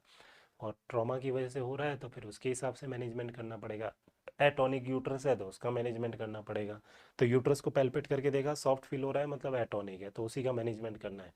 और यूट्रस हार्ड फील हो रहा है मतलब एटॉनिक नहीं है, मतलब कि कारण एटॉनिक यूट्रस वाला नहीं है, ट्रॉमेटिक कारण है, तो उसके हिसाब से उसका मैनेजमेंट जो है वो करेंगे। तो सिंपली मोस्टली तो ये रहेगा कि यूट्रस कैसा फील होगा, सर सॉफ्ट फील होगा। सॉफ्ट फील होगा तो क्या किया, मसाज किया, मसाजिंग से क्या होगा, यूट्रस हार्ड होने के चांसेस रहेंगे, और यूट्रस हार्ड हो रहा है मतलब उसमें कॉन्ट्रैक्शन आ सकते हैं, लेकिन इसी से मैनेज नहीं होगा। ये तो एक ऑल्टरनेटिव मेथड हो गया। तो massage the uterus to make it hard, ये कुछ जनरल मैनेजमेंट करना है। इसके अलावा क्या करेंगे, इंजेक्शन ऑक्सीटोसिन, और मैनेजमेंट के अंदर क्या आएगा, इंजेक्शन ऑक्सीटोसिन प्रोवाइड करना है। Injection oxytocin 20 international unit in 1 litre NS और RL। 1 लीटर NS और RL में 20 international unit oxytocin at the rate of 40 to 60 drops पर मिनट। 40 से 60 ड्रॉप पर मिनट के हिसाब से ऑक्सीटोसिन जो है वो स्टार्ट करेंगे। इसके अलावा इंजेक्शन मिथार्जिन प्रोवाइड करना। क्या प्रोवाइड करेंगे, इंजेक्शन मिथार्जिन। ऑक्सीटोसिन कितना, सर ऑक्सीटोसिन प्रोवाइड करेंगे 1 लीटर के अंदर 20 इंटरनेशनल यूनिट। 500 ml है तो उसमें 10 यूनिट आ जाएगा, 1 लीटर में 20, तो 500 ml के अंदर कितना, 10 यूनिट। रेट कितना रखेंगे, 60 ड्रॉप पर मिनट के हिसाब से। इसके अलावा इंजेक्शन मिथार्जिन जो है वो प्रोवाइड करेंगे। इंजेक्शन मिथार्जिन 0.2 mg, IM और IV कोई से भी रूट से प्रोवाइड जो है वो कर सकते हैं। इंजेक्शन ऑक्सीटोसिन स्टार्ट करेंगे 20 यूनिट 1 लीटर NS और RL के अंदर 60 ड्रॉप पर मिनट के हिसाब से। इंजेक्शन मिथार्जिन 0.2 mg कौन से रूट से, IM और IV रूट के द्वारा प्रोवाइड करेंगे। ये क्या काम करेंगे सर, ऑक्सीटोसिन और मिथार्जिन यूटेराइन कॉन्ट्रैक्शंस का काम करते हैं, यूट्रस में क्या करवाएंगे, कॉन्ट्रैक्शन करवाएंगे। तो ये एटॉनिक यूट्रस की वजह से है, तो ये मेडिकेशंस प्रोवाइड करेंगे जिससे यूट्रस में क्या होंगे, कॉन्ट्रैक्शन होंगे। कॉन्ट्रैक्शन होने के बाद आप ये मैनेजमेंट अपन किसका डिस्कस कर रहे हैं सर, थर्ड स्टेज PPH का डिस्कस कर रहे हैं। Immediate hospitalisation, recording of vital, IV fluid start करेंगे, इसके साथ ऑक्सीजन एडमिनिस्ट्रेशन की ज़रूरत है तो वो करेंगे। उसके अलावा अपन ने मेंशन किया मसाजिंग ऑफ यूट्रस, ऑक्सीटोसिन और कौन सा हो गया, मिथार्जिन। ये मैनेजमेंट करने के बाद में थर्ड स्टेज PPH क्या होता है उसका मैनेजमेंट की अपन बात करें। थर्ड स्टेज PPH की डेफिनेशन क्या लिखी है सर, थर्ड स्टेज PPH में ब्लीडिंग कब होती है, प्लेसेंटा एक्सपेल आउट होने से पहले, यानी कि अभी तक प्लेसेंटा एक्सपेल आउट नहीं हुआ है। तो ये मैनेजमेंट करने के बाद में फिर अपन असेस करेंगे कि प्लेसेंटा इज सेपरेटेड और प्लेसेंटा इज नॉट सेपरेटेड। फिर देखना पड़ेगा कि प्लेसेंटा सेपरेट हुआ है या नहीं हुआ है। तो दोनों में से एक कंडीशन हो सकती है, इधर प्लेसेंटा इज सेपरेटेड और प्लेसेंटा इज नॉट सेपरेटेड, दोनों में से एक कंडीशन देखने को मिल सकती है। प्लेसेंटा इज सेपरेटेड और प्लेसेंटा इज नॉट सेपरेटेड, दोनों में से एक कंडीशन हो सकता है। क्योंकि थर्ड स्टेज का मैनेजमेंट पढ़ रहे हैं तो थर्ड स्टेज की डेफिनेशन ही यही पढ़ी है अपन ने।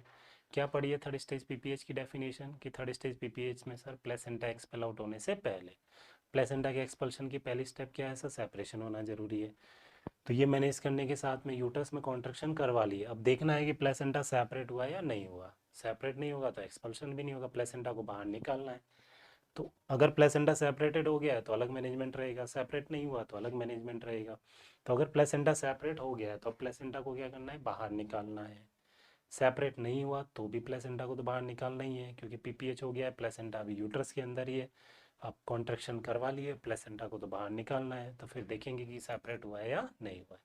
अगर प्लेसेंटा सेपरेट हो गया है तो बस उसको बाहर ही निकालना है, ये और भी आसान हो गया, सही काम हो गया। सेपरेट हो गया है तो एक काम तो बच गया। अगर प्लेसेंटा सेपरेट हो गया है तो रिमूवल ऑफ प्लेसेंटा,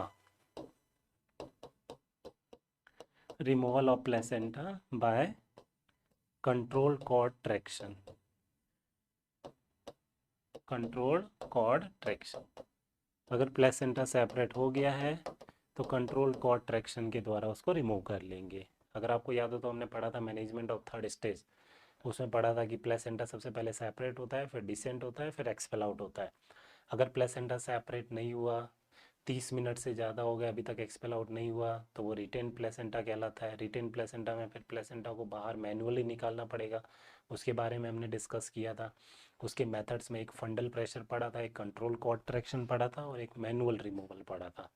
फिर अपन ने पढ़ा था कि अगर प्लेसेंटा सेपरेट हो गया है तो फंडल प्रेशर या कंट्रोल कॉन्ट्रैक्शन से निकाल सकते हैं बाहर, और सेपरेट नहीं हुआ तो फिर मैनुअल रिमूवल करना पड़ता है। ये सारी चीज़ों के बारे में हमने डिस्कस किया था। Retain placenta management third stage, अगर ये प्रॉब्लम होती है, complication of third stage retain placenta है, उसके मैनेजमेंट में ये मेथड काम में लेते हैं, वो हमने डिस्कस किया था। तो अगर प्लेसेंटा सेपरेट हो चुका है तो कंट्रोल कॉर्ड ट्रैक्शन के द्वारा उसको क्या कर देंगे, बाहर निकाल देंगे, प्लेसेंटा को रिमूव कर देंगे। अगर प्लेसेंटा सेपरेट नहीं हुआ है तो सबसे पहला काम उसका क्या रहेगा, सेपरेशन करना पड़ेगा। तो इसके लिए अगर प्लेसेंटा सेपरेट नहीं होता है तो फिर रिमूवल के लिए कौन सा मेथड काम में लेंगे, तो सर प्लेसेंटा के रिमूवल के लिए removal of placenta bye manual removal करेंगे। कैसे रिमूव करेंगे, मैनुअल, तो बाय मैनुअली अंडर GA। अगर आपको मेथड याद हो, पढ़ाया था मैंने, जिनको याद है वो रिकॉल कर सकते हैं वापस, नहीं याद है उनको दोबारा से रिवाइज करने की आवश्यकता है। हाँ सर बहुत टाइम हो गया, पता नहीं कब पढ़ाया था, हाँ इसी साल पढ़ाया था, ठीक है, कोरोना के बीच में ही पढ़ाया था, काफ़ी टाइम नहीं हुआ है। तो जो ऑनलाइन क्लासेस चल रही थी उसी टाइम मैंने ये भी वीडियो लेक्चर लिया था लेबर के बारे में, वहीं पर हमने ये सारी चीज़ें डिस्कस किया था। तो अगर प्लेसेंटा सेपरेट हो गया है तो कंट्रोल कॉन्ट्रैक्शन से रिमूव करेंगे, जहाँ पर सिम्फाइसिस प्यूबिस रीजन पर upward and backward pressure apply करके रिमूव करते हैं, ये अपन ने पढ़ा था कंट्रोल कॉन्ट्रैक्शन। और अगर प्लेसेंटा सेपरेट नहीं होता है तो मैनुअली रिमूव करते हैं, ये भी हमने पढ़ा था। एनेस्थीसिया, जनरल एनेस्थीसिया मदर को देंगे, उसके बाद cone shape fashion, gloved hand, sterile gloved hand, cone shape fashion. अपने हाथ का एग्जामिनर या ऑब्स्टेट्रिशियन का जो हैंड है जो इंसर्ट कर रहे हैं through the vagina into the uterus, उसका ये जो डॉर्सल सरफेस हो गया, ये तो यूट्राइन वॉल की तरफ रहेगा। वेंट्रल सरफेस जो है वो किधर की तरफ रहेगा, कैविटी की तरफ रहेगा। हैंड को इंट्रोड्यूस करेंगे, प्लेसेंटा की मार्जिन तक पहुंचेंगे, उसके बाद स्लाइसिंग मूवमेंट प्रोवाइड करेंगे ताकि प्लेसेंटा सेपरेट हो जाए। सेपरेट होने के बाद में फिर दूसरे हाथ से बाहर की तरफ प्लेसेंटा को गाइड करेंगे, बाहर की तरफ पुल आउट कर लेंगे। फिर इंजेक्शन मिथार्जिन या एर्गोमेट्रिन लेंगे, उसके बाद इंसर्टेड हैंड को रिमूव करेंगे। इसी मेथड को अपन ने बोला था manual removal of placenta under general anaesthesia. इसके बारे में हमने डिस्कस किया था। तो अगर सेपरेट हो गया है तो इस मेथड से, नहीं हुआ है तो इस मेथड से प्लेसेंटा को रिमूव करेंगे। This is the management of third stage of the labour, sorry, management of third stage postpartum haemorrhage. ये थर्ड स्टेज पीपीएच अगर हो रहा है तो मैनेजमेंट इस टाइप से परफॉर्म करेंगे। क्लियर है? So this is the management of third stage postpartum haemorrhage. एक बार फिर से देखते हैं क्या क्या मेंशन किया अपन ने थर्ड स्टेज पीपीएच के अंदर। In case of third stage PPH अगर डेवलप हो रहा है तो इमीडिएट हॉस्पिटलाइजेशन रहेगा। इमीडिएट हॉस्पिटलाइजेशन के साथ अपन ने मेंशन किया है recording of vitals, immediate hospitalisation, recording of vital, IV fluid administration. Oxygen की ज़रूरत है तो चढ़ाएंगे, ज़रूरत मतलब सेचुरेशन 90 से कम है। मसाजिंग करेंगे यूट्रस का, मसाजिंग से क्या होगा, हार्ड करने की यूट्रस को जो है वो कोशिश जो है वो करेंगे। Massaging of uterus to make it hard.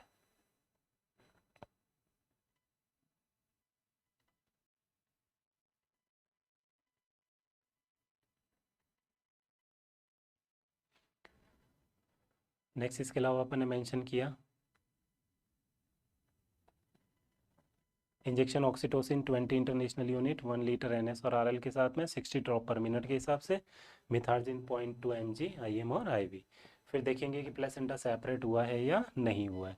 तो अगर प्लेसेंटा सेपरेट हो गया है तो कंट्रोल कॉन्ट्रैक्शन के द्वारा रिमूव करेंगे, और प्लेसेंटा सेपरेट नहीं हुआ है तो फिर जनरल एनेस्थीसिया मैनुअली उसको क्या करेंगे, रिमूव करेंगे। This is the management of third stage postpartum haemorrhage, one a type of primary postpartum haemorrhage, जहाँ पर ब्लीडिंग प्लेसेंटा एक्सपेल आउट होने से पहले हो रही है। क्लियर है? Now come to the most important true PPH, true postpartum haemorrhage. इसका क्या मैनेजमेंट जो है वो रहेगा। ट्रू पीपीएच की डेफिनेशन ऑलरेडी हमने मेंशन किया है, तो हेडिंग आपको लिखना है management of true postpartum haemorrhage. True PPH का डेफिनेशन हमने लिखा है कि यहाँ पर ब्लीडिंग जो है वो प्लेसेंटा एक्सपेल आउट होने के साथ में या बाद में ब्लीडिंग हो रही है, और ज़्यादातर यही देखने को मिलता है true postpartum haemorrhage. True PPH का मैनेजमेंट की अपन बात करेंगे तो इसका मैनेजमेंट क्या रहेगा, क्वेश्चन आया हुआ है इन case of true PPH what is the initial nursing action. Initial nursing action क्या होगा, क्वेश्चन जो है वो एग्जाम के अंदर ये आया हुआ है। तो इन case of true PPH call for extra help. Mother hospital में है तो ठीक है, नहीं है तो हॉस्पिटलाइज इमीडिएटली करना पड़ेगा, तो इमीडिएटली हॉस्पिटलाइजेशन। और मदर अगर हॉस्पिटल में ही है तो call for extra help. This is the primary nursing action, call for extra help. मतलब अकेले से ये कंडीशन हैंडल नहीं होगी, सीनियर स्टाफ हो गया, नर्सिंग ऑफिसर सीनियर हो गया, और डॉक्टर को जो है वो इन्फॉर्म करना पड़ेगा, इसका मतलब ये है। और वो मिल करके सारी इस कॉम्प्लिकेटेड कंडीशन को हैंडल करेंगे, क्योंकि ये क्रिटिकल कॉम्प्लिकेशन कंडीशन है, मदर के लिए लाइफ थ्रेटनिंग है। तो call for extra help, this is the initial nursing action. Question आया हुआ एग्जाम में, इसको याद रखना है। इन case of true PPH what is the initial nursing action, call for extra help. Next, इसके अलावा बाकी डॉक्टर्स वगैरह सीनियर स्टाफ वगैरह आ गया है, उसके साथ साथ क्या मैनेजमेंट रहेगा, ओवरऑल अपन मैनेजमेंट की बात कर रहे हैं। तो इन case of true PPH call for extra help, और अपन बात करेंगे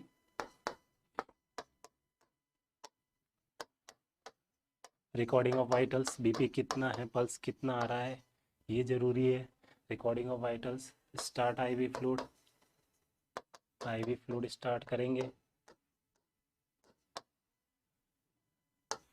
2 लीटर बोलस तो प्रोवाइड करना है, ब्लड लॉस ज़्यादा हो रहा है। 2 लीटर बोलस, बोलस का मतलब क्या होगा, रैपिडली उसको ट्रांसफ़र करना है। कैनुलेशन किया और रैपिडली 2 लीटर फ्लूइड तो है, ये तो बोलस उसको प्रोवाइड करना है। Start IV fluid, arrange blood, blood का अरेंजमेंट,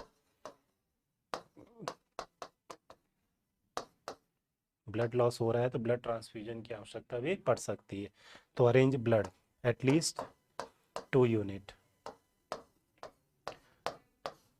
2 यूनिट ब्लड का अरेंजमेंट जो है वो करना है, इमीडिएटली ब्लड जो है वो अरेंज करना है, ब्लड ट्रांसफ्यूजन की आवश्यकता भी पड़ सकती है। तो arrange blood at least 2 unit for BT, blood transfusion की अगर आवश्यकता पड़ती है तो वो ब्लड अपन इमीडिएटली ट्रांसफ़र कर सकते हैं अगर अरेंज किया हुआ है तो। ये जो सर्किल करके डॉट है ये यूनिट को इंडिकेट करता है। किसको इंडिकेट करता है? यूनिट को। सर्किल उसके अंदर डॉट, इसका मतलब क्या है? यूनिट हो गया। तो 2 यूनिट, ठीक है, 2 यूनिट ब्लड का अरेंजमेंट ब्लड ट्रांसफ्यूजन करना पड़े तो इमीडिएटली स्टार्ट कर सकते हैं। तो recording of vital, IV fluid start करना है, arrange blood at least 2 unit for blood transfusion. Next continue करना है, ऑक्सीजन एडमिनिस्ट्रेशन, एसओएस वही लिखेंगे अपन, ऑक्सीजन एडमिनिस्ट्रेशन। वैसे तो करना ही पड़ेगा, ज़रूरत है तो करना है, लेकिन नॉर्मली ब्लड लॉस ज़्यादा हुआ है तो ऑक्सीजन एडमिनिस्ट्रेशन की आवश्यकता जो है वो रहेगी 10 से 12 लीटर पर मिनट के हिसाब से। 10 to 12 लीटर पर मिनट के हिसाब से ऑक्सीजन स्टार्ट करेंगे, अगर ज़रूरत है तो उस हिसाब से ऑक्सीजन एडमिनिस्ट्रेशन करेंगे। अगर सैचुरेशन 90 से कम आ रहा है तो ऑक्सीजन एडमिनिस्ट्रेशन जो है वो स्टार्ट करेंगे। इसके अलावा अपन और इसके अंदर बात करें, palpate the uterus, next point इसके बाद लिखना है, पैल्पेट द यूट्रस। यूट्रस को फिर पैल्पेट करके देखेंगे। वैसे मोस्टली तो सीधा सा पता रहेगा कि 80% में एटॉनिक यूट्रस है, उसी की वजह से पीपीएच हो रहा होगा, लेकिन थ्योरेटिकल पोर्शन लिख रहे हैं तो अपन इसमें ये भी पॉइंट लिखेंगे, यूट्रस को पैल्पेट करके देखेंगे। पैल्पेशन क्यों कर रहे हैं? पता लगाना है कि कारण क्या है, एटॉनिक यूट्रस है या फिर ट्रॉमेटिक है। तो यूट्रस को पैल्पेट करने पर, यूट्रस को पैल्पेट करने पर अभी हमने लिखा था कि अगर यूट्रस कैसा फील हो रहा है? सॉफ्ट यूट्रस फील हो रहा है। कैसा यूट्रस फील हो रहा है? सॉफ्ट। तो सॉफ्ट यूट्रस किसको इंडिकेट करेगा? अभी हमने लिखा था sir atonic uterus. Soft uterus जो है वो किसको इंडिकेट करेगा? Atonic uterus. और हार्ड यूट्रस फील हो रहा है, अगर यूट्रस हार्ड फील हो रहा है इसका मतलब एटॉनिक नहीं है, तो फिर कारण क्या है? ट्रॉमेटिक है। यानी ये जो पीपीएच हो रहा है वो किसकी वजह से हो रहा है? ट्रॉमा की वजह से हो रहा है। तो अगर यूट्रस सॉफ्ट फील हो रहा है तो एटॉनिक यूट्रस है, और हार्ड फील हो रहा है तो फिर कौन सा है? वो ट्रॉमेटिक है। इससे अपन को कारण जो है वो पता चल जाएगा। मोस्टली तो ये है, सॉफ्ट यूट्रस फील होगा मतलब कारण कौन सा है? एटॉनिक है। 80% में तो यही देखने को मिलेगा। तो अब रीज़न पता चल गया, उसी के हिसाब से आगे कंटिन्यू मैनेजमेंट करेंगे। तो आगे कंटिन्यू करना है, सॉफ्ट यूट्रस है तो एटॉनिक है, और हार्ड यूट्रस है तो वो कौन सा हो गया? ट्रॉमेटिक हो गया। ट्रॉमेटिक लेस कॉमन है। ट्रॉमेटिक में क्या मैनेजमेंट करेंगे? ट्रॉमेटिक के अंदर अगर ट्रॉमा की वजह से पीपीएच हो रहा है तो exploration, exploration of uterovaginal canal,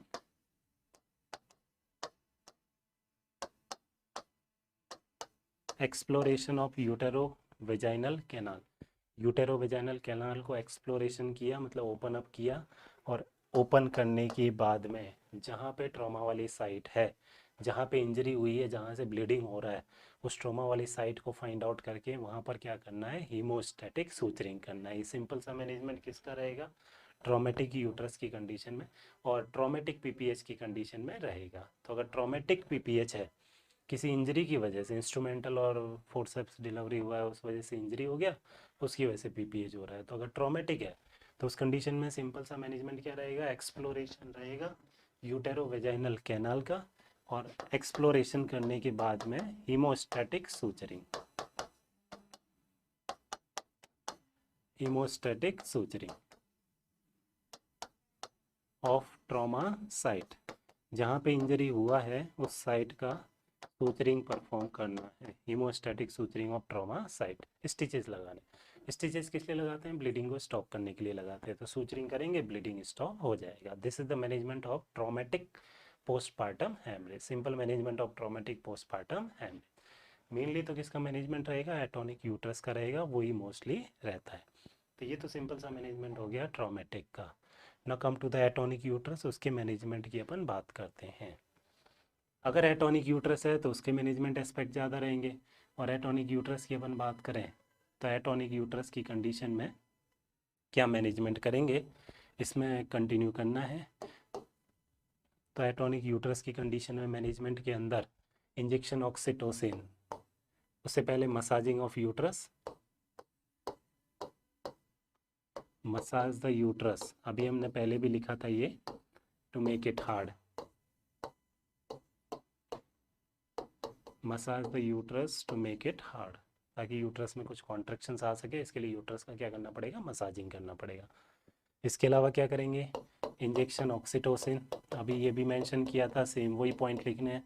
injection oxytocin कितना लिखा था सर, 20 इंटरनेशनल यूनिट, कितने के अंदर, 1 लीटर NS और RL के अंदर, किस रेट से प्रोवाइड करना है, at the rate of 60 drops पर मिनट के हिसाब से, ये भी हमने मेंशन किया था, 60 ड्रॉप्स पर मिनट के हिसाब से। एटॉनिक यूट्रस के मैनेजमेंट की अपन बात कर रहे हैं, मसाज करेंगे यूट्रस का ताकि कुछ कॉन्ट्रैक्शंस आ सके। इसके अलावा oxytocin 20 international unit, 1 litre NS और RL at the rate of 60 drops पर मिनट के हिसाब से। इसके अलावा क्या मैनेजमेंट करेंगे, कंटिन्यू करना है मैनेजमेंट कोई, ऑक्सीटोसिन हो गया, मसाजिंग हो गया, इसके अलावा इंजेक्शन मिथार्जिन, इंजेक्शन मिथार्जिन कितना मेंशन किया था, 0.2 mg IM और IV रूट के द्वारा प्रोवाइड करेंगे, IM और IV के द्वारा इंजेक्शन मिथार्जिन।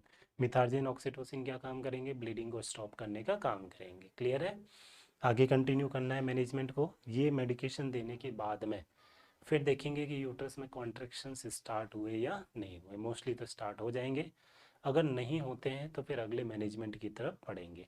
तो अगर ये मेडिकेशन, ये मैनेजमेंट करने के बाद भी कॉन्ट्रैक्शन स्टार्ट नहीं हुए, यानी कि अभी भी यूट्रस कैसा है, एटोनिक यूट्रस है, तो नेक्स्ट क्या मैनेजमेंट करेंगे, इसी के नीचे कंटिन्यू करना है। ये मैनेजमेंट करने के बाद भी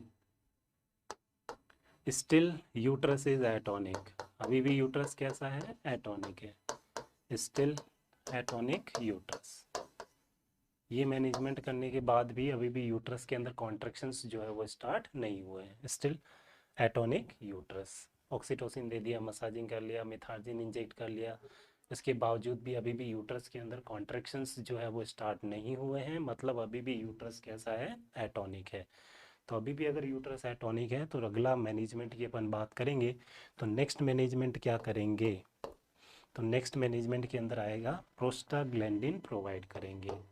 तो अगले मैनेजमेंट में इंजेक्शन PGF2 अल्फा, ये इंजेक्शन जो है वो प्रोवाइड करेंगे।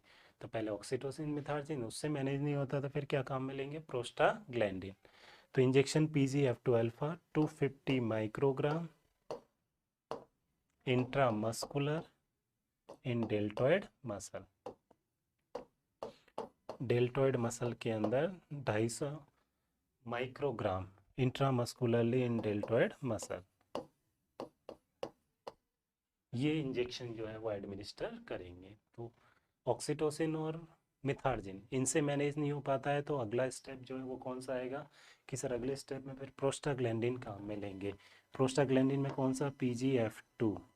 अगर आपको याद हो तो अलग अलग टाइप के प्रोस्टाग्लैंडिन है, हमने पढ़ा भी था कि प्रेगनेंसी के दौरान कुछ स्ट्रक्चर से अलग अलग टाइप के प्रोस्टाग्लैंडिन रिलीज होते हैं। तो PGE2 होता है, PGF2 होता है, PGI2 होता है, PGE1 होता है, अलग अलग टाइप के प्रोस्टाग्लैंडिन रहते हैं। तो यहाँ पर PPH के मैनेजमेंट के लिए कौन सा प्रोस्टाग्लैंडिन काम में लेंगे, F2 काम में लेंगे। तो प्रोस्टाग्लैंडिन F2 अल्फा कितना, 250 माइक्रोग्राम, कौन से रूट से, IM, कहाँ पर, डेल्टोइड मसल के अंदर, ये एडमिनिस्टर जो है वो करेंगे। तो IM रूट से ये इंजेक्शन एडमिनिस्ट्रेशन करेंगे 15 मिथाइल PGF2 अल्फा। या फिर या तो प्रोस्टाग्लैंडिन F2 हो गया, या फिर काम में लेंगे मीजोप्रोस्टोल, मीजोप्रोस्टोल 1000 माइक्रोग्राम, मीजोप्रोस्टोल 1000 माइक्रोग्राम पर रेक्टली, पर रेक्टली मीजोप्रोस्टोल जो है 1000 माइक्रोग्राम ये एडमिनिस्टर करेंगे, इंसर्ट करेंगे। रेक्टम में ब्लड सप्लाई ज़्यादा है तो वहाँ पे जल्दी एब्जॉर्प्शन होगा, तो इफेक्ट भी क्या होगा, जल्दी आएगा। मीजोप्रोस्टोल जो है वो कौन सा है, PGE1 है।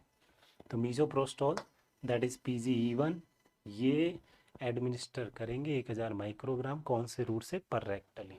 सपोजिटरी के रूप में, पर रेक्टली इसको इंसर्ट करेंगे। रेक्टम में ब्लड सप्लाई ज़्यादा है, एब्जॉर्प्शन जल्दी होगा, तो इफेक्ट भी जल्दी देखने को मिलेगा।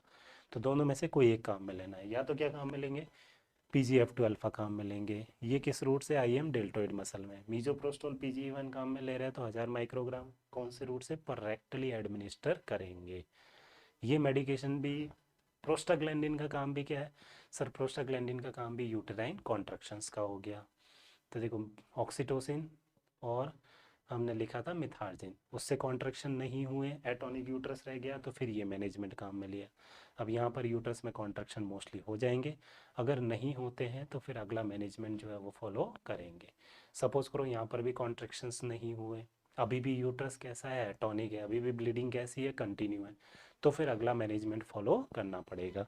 तो अगर ये मैनेजमेंट करने के बाद भी अभी भी ब्लीडिंग कंटिन्यू है, तो नेक्स्ट मैनेजमेंट फिर आएगा। तो इसके बाद लिखना है still atonic uterus, still atonic uterus. अभी भी यूट्रस कैसा है, एटोनिक है, अभी भी ब्लीडिंग क्या है, कंटिन्यू है, स्टिल ब्लीडिंग इज कंटिन्यू, अभी भी ब्लीडिंग कंटिन्यू है। अगर अभी भी यूट्रस एटोनिक है, अभी भी ब्लीडिंग कंटिन्यू है, तो फिर अगला मैनेजमेंट करना पड़ेगा, क्योंकि जब तक स्टॉप नहीं हो जाएगा, जब तक मैनेजमेंट नहीं हो जाएगा, तब तक तो इसको फॉलो करते रहना अपन को, कैसे भी करके मैनेज तो करना ही है, बीच में नहीं छोड़ सकते हैं। तो अगला मैनेजमेंट भी फॉलो करना पड़ेगा। तो मोस्टली तो हो जाएगा मैनेज, नहीं हुआ तो फिर अगला मैनेजमेंट रहेगा। तो अब अगला क्या मैनेजमेंट रहेगा, प्रोस्टाग्लैंडिन के बाद भी ब्लीडिंग कंटिन्यू है, तो नेक्स्ट इसके बाद मैनेजमेंट रहेगा यूज़ ऑफ यूटेराइन टेम्पोनेट। तो अगला मैनेजमेंट आ गया, यूटेराइन टेम्पोनेट का यूज़ करेंगे, use of uterine tamponade. Prostaglandin के बाद में यूटेराइन टेम्पोनेट का अब इस्तेमाल जो है वो करेंगे। यूटेराइन टेम्पोनेट में क्या करेंगे, क्या मैनेजमेंट करेंगे, तो यूटेराइन टेम्पोनेट के अंदर या तो यूटेराइन टेम्पोनेट के अंदर क्या मैनेजमेंट करेंगे, यूटेराइन टेम्पोनेट के अंदर या तो टाइट इंट्रा यूटेराइन पैकिंग करेंगे, यूट्रस का पूरा पैकिंग करेंगे, टाइट इंट्रा यूटेराइन पैकिंग,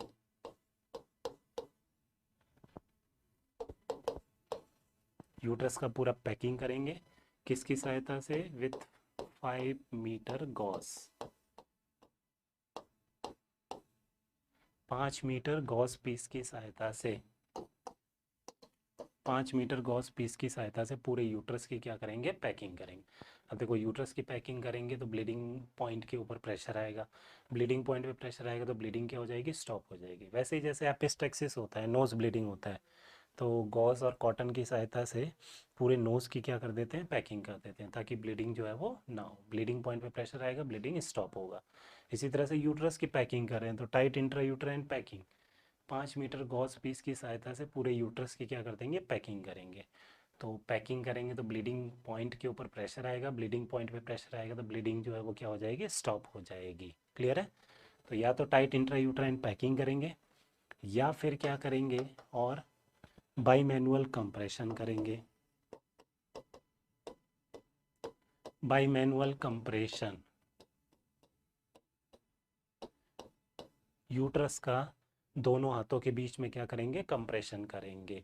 एक तो पर एब्डोमिनली हैंड रहेगा, दूसरा पर वेजाइनली, मतलब यूट्रस में अंदर इंसर्ट नहीं कर रहा है, वेजाइना की वॉल के साथ में दोनों हाथों के बीच में यूट्रस को क्या करेंगे, कंप्रेस करेंगे। बाई मैनुअल मतलब बोथ हैंड, बाई मतलब बोथ हो गया, मैनुअल मतलब हैंड के द्वारा हो गया, तो दोनों हाथों के बीच में यूट्रस को क्या करेंगे, पूरा कंप्रेस करेंगे।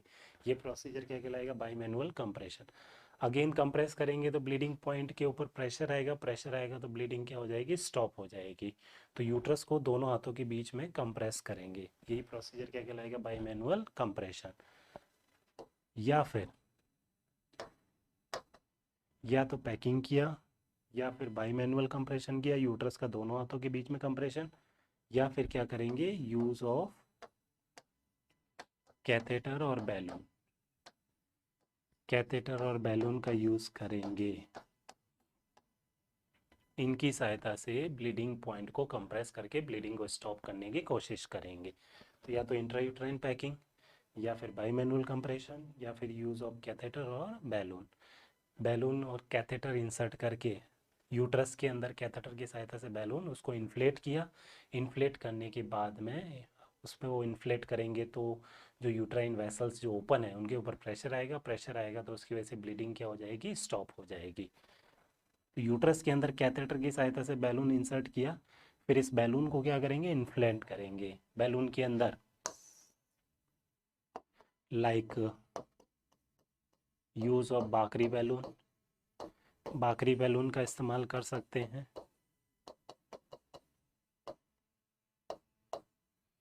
यूज ऑफ बाकरी बैलून और एसबी ट्यूब,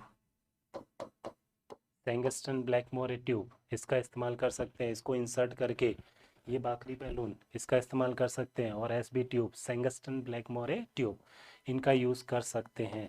ये इंसर्ट करके, इंसर्ट इन यूट्रस, यूट्रस में इंसर्ट करके इनको क्या करेंगे, इन्फ्लेट करते हैं, फुला देते हैं इनको, इन्फ्लेट करेंगे किसकी सहायता से, with 200 to 500 ml distil water, distil water की सहायता से, नॉर्मल सलाइन की सहायता से इनको क्या करेंगे, इन्फ्लेट करेंगे। इन्फ्लेट करेंगे तो यूट्रस के ऊपर प्रेशर आएगा, जहाँ से ब्लीडिंग हो रही है उन पॉइंट के ऊपर भी प्रेशर आएगा, और प्रेशर आएगा तो ब्लीडिंग क्या हो जाएगी, स्टॉप हो जाएगी। तो ये मेथड इस्तेमाल कर सकते हैं। तो सबसे पहले मसाजिंग, ऑक्सीटोसिन, मिथार्जिन, उससे मैनेज नहीं हुआ तो फिर प्रोस्टाग्लैंडिन और मीजोप्रोस्टोल का यूज़ किया, उससे भी मैनेज नहीं हुआ फिर यूटेराइन टेम्पोनेट। यूटेराइन टेम्पोनेट में या तो पैकिंग करेंगे यूट्रस की, या फिर दोनों हाथों के बीच में यूट्रस को कंप्रेस करेंगे बाई मैनुअल कंप्रेशन, या फिर किसका इस्तेमाल करेंगे, कैथेटर और बैलून का। फॉर एग्जांपल बाकरी बैलून और सेंगस्टन ब्लैकमोर ट्यूब, इनको इंसर्ट करेंगे यूट्रस में और फिर इन्फ्लेट करेंगे किसकी सहायता से, 200 से 500 ml distil water, DW distil water, या फिर नॉर्मल सलाइन की सहायता से इन्फ्लेट करेंगे। इन्फ्लेट करेंगे तो फिर यूट्रस के ब्लीडिंग पॉइंट है वहाँ पर प्रेशर आएगा, प्रेशर आएगा तो ब्लीडिंग क्या होगी, स्टॉप होगी। ये मेथड जो है वो काम में ले सकते हैं। क्यों ले रहे हैं सारे मेथड काम, ब्लीडिंग को कुल मिला के क्या करना है, स्टॉप करना है, ये हमारा प्राइमरी पर्पज़ हो गया। अब हो सकता है कि इससे मैनेज हो जाए और हो सकता है कि इससे भी मैनेज ना हो। तो अगर इससे मैनेज हो गया तो ठीक है, यहीं तक मैनेजमेंट हो गया। इससे भी मैनेज नहीं हुआ, अभी भी ब्लीडिंग कंटिन्यू है, तो फिर अगला मैनेजमेंट आएगा। तो नेक्स्ट मैनेजमेंट यूटेराइन टेम्पोनेट के बाद में, यूटेराइन टेम्पोनेट के बाद में स्टिल ब्लीडिंग इज कंटिन्यू, अभी भी ब्लीडिंग क्या है, कंटिन्यू है, still bleeding is continue.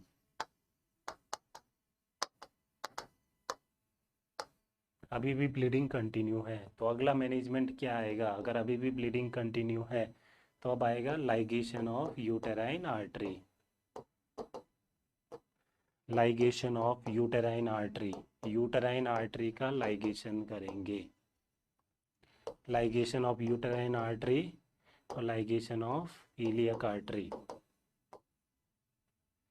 Ligation of uterine artery, ligation of utero ovarian artery और ligation of the iliac artery, uterine artery, iliac artery और यूटेरो ओवेरियन आर्टरी, इनका ligation करेंगे।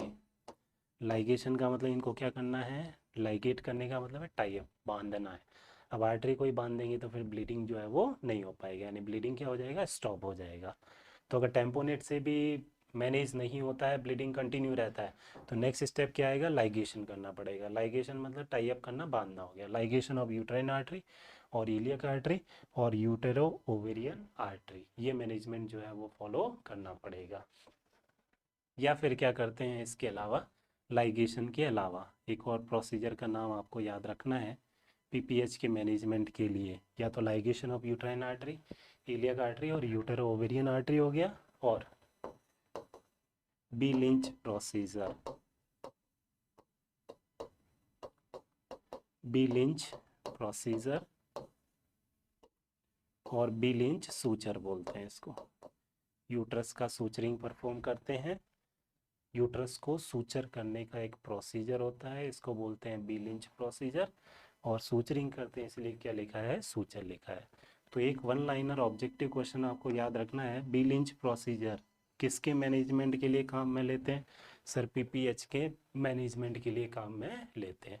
ये सूचरिंग का एक तरीका है जो पीपीएच के मैनेजमेंट के लिए काम में लेते हैं। इसमें यूट्रस है, ये यूट्रस हो गया, तो यूट्रस का सूचरिंग परफॉर्म करते हैं। इस टाइप से यूट्रस का सूचरिंग पैटर्न होता है, बैक साइड से ऊपर की तरफ, फिर सामने की तरफ, फिर वापस इस टाइप से पूरा यूट्रस का क्या करते हैं, एक सूचरिंग का पैटर्न होता है। इसी सूचरिंग पैटर्न को क्या बोलते हैं, बी लिंच प्रोसीजर और बी लिंच सूचरिंग बोलते हैं। तो वन लाइनर सिंपल सा क्वेश्चन है, आपको याद रखना है ये प्रोसीजर किसके मैनेजमेंट से रिलेटेड है, तो आपको याद रखना है पीपीएच के मैनेजमेंट से रिलेटेड है। ये सारा मैनेजमेंट करेंगे।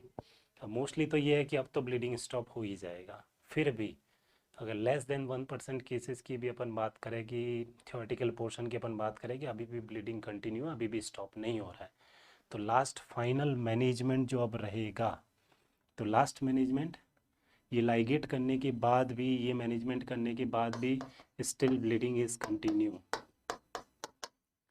1% से भी कम केसेस में संभावना रहेगी स्टिल ब्लीडिंग इज कंटिन्यू, अभी भी ब्लीडिंग कंटिन्यू है, तो लास्ट फाइनल मैनेजमेंट अब जो क्या रहेगा, हिस्टेरेक्टोमी रहेगा। This is the last final management. Rarely ज़रूरत पड़ेगी इसकी, बहुत कम, ना के बराबर इसकी ज़रूरत पड़ेगी, लेकिन this is the last final management of PPH. इन सब से भी मैनेजमेंट नहीं होता है, तो लास्ट फाइनल मैनेजमेंट क्या है, हिस्टेरेक्टोमी, यूट्रस को ही रिमूव कर दो, अब किसी तरह की कोई ब्लीडिंग नहीं रही, लेकिन ये सबसे लास्ट, सबसे फाइनल ट्रीटमेंट है। अगर बाकी सारी चीज़ों को फॉलो कर लिया, किसी से भी मैनेज नहीं हो रहा है, तो ये चॉइस जो है वो रहेगा। तो सबसे पहले तो मसाजिंग, ऑक्सीटोसिन, मिथार्जिन, उसके बाद फिर प्रोस्टाग्लैंडिन, उसके बाद फिर आ गया टेम्पोनेट, जिसमें पैकिंग बाई मैनुअल कंप्रेशन या फिर बैलून का यूज़ करना, फिर उसके बाद लाइगेशन आ गया, uterine artery, B Lynch procedure, ये सारा आ गया, और लास्ट में फिर इनके बाद कौन सा आ जाएगा, hysterectomy, that is the removal of the uterus. This is the management of this is the management of true postpartum haemorrhage. Clear है? तो हमने डिस्कस किया पीपीएच के बारे में, उसके डेफिनेशन पढ़ा, इंसिडेंस हमने पढ़ा 4 to 6% हो गया, फिर टाइप में माइल्ड, मॉडरेट और सीवियर पीपीएच के बारे में पढ़ा, उसके बाद हमने डिस्कस किया टाइप्स के बारे में, टाइप्स में primary PPH, secondary PPH. Primary के बारे में हमने पढ़ा third stage PPH, bleeding before expulsion of placenta, और true PPH, bleeding after expulsion of placenta. Sign symptom में बीपी कम हो जाएगा, पल्स रेट बढ़ेगा और वेजाइनल ब्लीडिंग है। मैनेजमेंट अलग अलग हमने डिस्कस किया कि थर्ड स्टेज पीपीएच है तो क्या मैनेजमेंट होगा, और ट्रू पीपीएच है तो क्या मैनेजमेंट जो है वो करेंगे। This is about the primary postpartum haemorrhage, third stage PPH and true postpartum haemorrhage, किस टाइप से इनको मैनेज करेंगे। पीपीएच का दूसरा type that is secondary postpartum haemorrhage. इसमें से 2-3 इंपॉर्टेंट क्वेश्चन बनते हैं, ज़्यादा इंपॉर्टेंट नहीं है। प्राइमरी पीपीएच ज़्यादा इंपॉर्टेंट है, जहाँ पर ब्लीडिंग 24 घंटे के अंदर अंदर होती है। 24 घंटे में भी स्टार्टिंग के 2 घंटे सबसे ज़्यादा क्रूशियल होते हैं, उसी में ज़्यादातर ब्लीडिंग देखने को मिलती है। तो प्राइमरी पीपीएच में भी सबसे क्रिटिकल टाइम कौन सा है, first 2 hour after birth, birth के बाद शुरू के 2 घंटे, इसीलिए ऑब्जर्वेशन स्टेज रखा गया है। इस 2 घंटे में लगातार वाइटल साइंस को रिकॉर्ड जो है वो करते रहते हैं, ताकि कुछ प्रॉब्लम है तो जल्दी से जल्दी मैनेज किया जा सके और एमएमआर को कम किया जा सके। तो फर्स्ट 24 आवर्स में भी इंपॉर्टेंट और क्रूशियल टाइम पीरियड कितना है, 2 आवर का टाइम पीरियड है। तो ये तो हमने डिस्कस किया primary postpartum haemorrhage. Now come to the secondary postpartum haemorrhage, secondary PPH. Secondary PPH में इंपॉर्टेंट पॉइंट्स जो आपको याद रखने हैं, सेकेंडरी पीपीएच डेफिनेशन इसका मेंशन करना है, that is bleeding after 24 hour, 24 घंटे के बाद ब्लीडिंग हो रही है, bleeding after 24 hour and up to the end of puerperium, up to the end of puerperium, puerperium के अंत तक। 24 घंटे के बाद से लेकर के 42 डेज के दौरान अगर ब्लीडिंग हो रही है तो वो किस में आ जाएगा, सेकेंडरी पोस्टपार्टम हेमरेज के अंदर आएगा। इसी सेकेंडरी पोस्टपार्टम हेमरेज को ही, सेकेंडरी पीपीएच को ही डिलेड और लेट, डिलेड और लेट परप्यूरल हेमरेज भी बोलते हैं, डिलेड और लेट परप्यूरल हेमरेज भी बोलते हैं। देखो 24 घंटे का पीरियड तो इमीडिएट परप्यूरियम हो गया, उसके बाद में 7 डेज के बाद का पीरियड जो है वो कौन सा लिखा था, डिलेड वाला लिखा था, तो उस हिसाब से इसको क्या बोलेंगे, डिलेड और लेट परप्यूरियल हेमरेज भी बोलते हैं। तो डिलेड और लेट परप्यूरियल हेमरेज प्राइमरी के लिए, सेकेंडरी के लिए, सेकेंडरी के लिए, प्राइमरी के लिए इमीडिएट परप्यूरियल हैमरेज, और ये हो गया डिलेड और late puerperal haemorrhage. Secondary postmortem haemorrhage after 24 hours से लेकर के up to the end of puerperium, that is 42 days. इस दौरान अगर ब्लीडिंग होती है तो वो कहलाएगा सेकेंडरी पोस्टमार्टम हैमरेज। इसमें इंपॉर्टेंट क्वेश्चन है इसका कॉज। सेकेंडरी पीपीएच का मेन कॉज क्या है, ये आपको याद रखना है। ये लेस कॉमन है सेकेंडरी पीपीएच।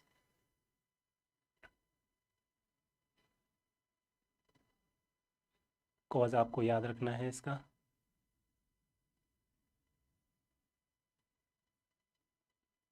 तो नेक्स्ट लिखो इसका कॉज। सेकेंडरी पीपीएच का कॉज क्या रहेगा, retained bits of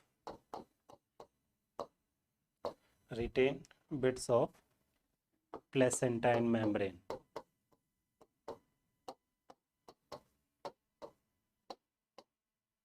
retained bits of placenta and membrane. अगर डिलीवरी के बाद, हमने पढ़ा था थर्ड स्टेज के अंदर नर्सेज रेस्पॉन्सिबिलिटी क्या होती है। सर थर्ड स्टेज में नर्सेज रेस्पॉन्सिबिलिटी पढ़ा था हमने कि बेबी एक्सपेल आउट होने के बाद, फिर प्लेसेंटा एक्सपेल आउट होने के बाद में एग्जामिनेशन ऑफ प्लेसेंटा, ये थर्ड स्टेज की रेस्पॉन्सिबिलिटी है कि पूरा प्लेसेंटा एक्सपेल आउट हुआ या नहीं हुआ। ये असेस करना नर्सेज की रेस्पॉन्सिबिलिटी है। उसमें मैंने बताया था कि काउंटिंग ऑफ कॉटिलेडोन करते हैं, 15 से 20 कॉटिलेडोन के बीच में अगर है प्लेसेंटा में, इसका मतलब पूरा प्लेसेंटा बाहर एक्सपेल आउट हो गया है। अगर कम है, इसका मतलब पूरा प्लेसेंटा एक्सपेल आउट नहीं हुआ है।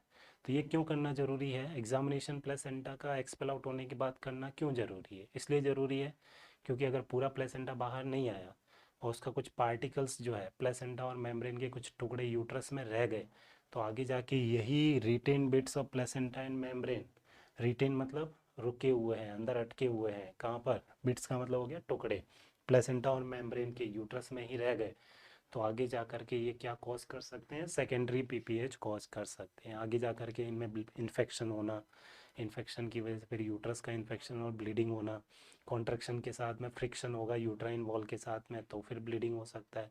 और ब्लीडिंग होगा तो फिर वो कौन सी कंडीशन आ जाएगी, सेकेंडरी पोस्टमार्टम हैमरेज कहलाएगा। तो ये अगर पार्टिकल्स रह गए यूट्रस में तो इनकी वजह से फिर प्रॉब्लम हो सकती है, आगे जा कर के ब्लीडिंग हो सकता है परप्यूरियम पीरियड के दौरान। और ये ब्लीडिंग हुआ तो ये क्या कहलाएगा, सेकेंडरी पोस्टमार्टम हैमरेज कहलाएगा। इसलिए पूरा प्लेसेंटा मेम्ब्रेन बाहर आना जरूरी है। तो यही कारण है मेनली, और यही ऑब्जेक्टिव क्वेश्चन है, इसको आपको याद रखना है। सेकेंडरी पीपीएच का मेन कारण, प्राइमरी का मेन कारण है एटॉनिक यूट्रस, सेकेंडरी पीपीएच का मेन कारण retain bits of placenta and membrane, इनकी वजह से सेकेंडरी पीपीएच जो है वो हो सकता है। इसलिए नर्सेज रेस्पॉन्सिबिलिटी है कि प्लेसेंटा एक्सपेल आउट होने के बाद उसका एग्जामिनेशन करना जरूरी है कि पूरा प्लेसेंटा एक्सपेल आउट हुआ या नहीं हुआ। ये जो retain bits of placenta and membrane ये यूट्रस में रह गए हैं, तो ये जो बचे हुए पार्टिकल यूट्रस में रहे हैं ये क्या करेंगे, कॉजेस फ्रिक्शन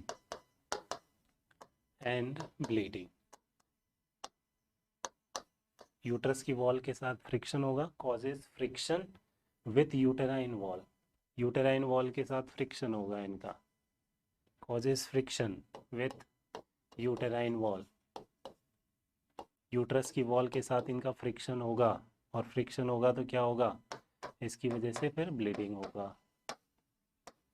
यूट्रस की वॉल, यूट्रस में कॉन्ट्रैक्शन होंगे, पार्टिकल अंदर बचे हुए हैं, यूट्रस की वॉल के साथ इनका फ्रिक्शन होगा, और फ्रिक्शन होगा तो उसके साथ क्या होगी, ब्लीडिंग रहेगा।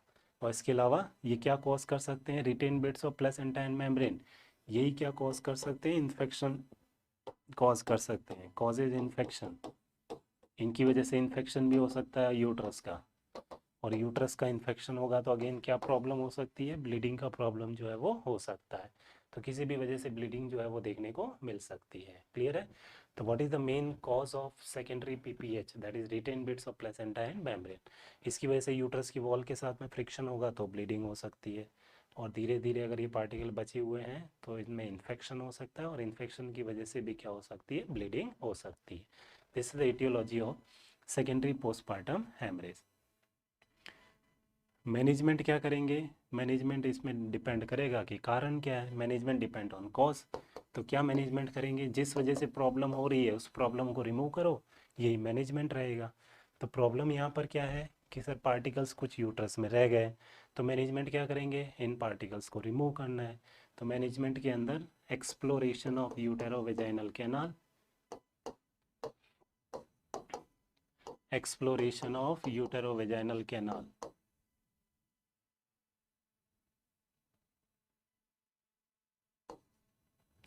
यूटेरोवेजाइनल कैनाल,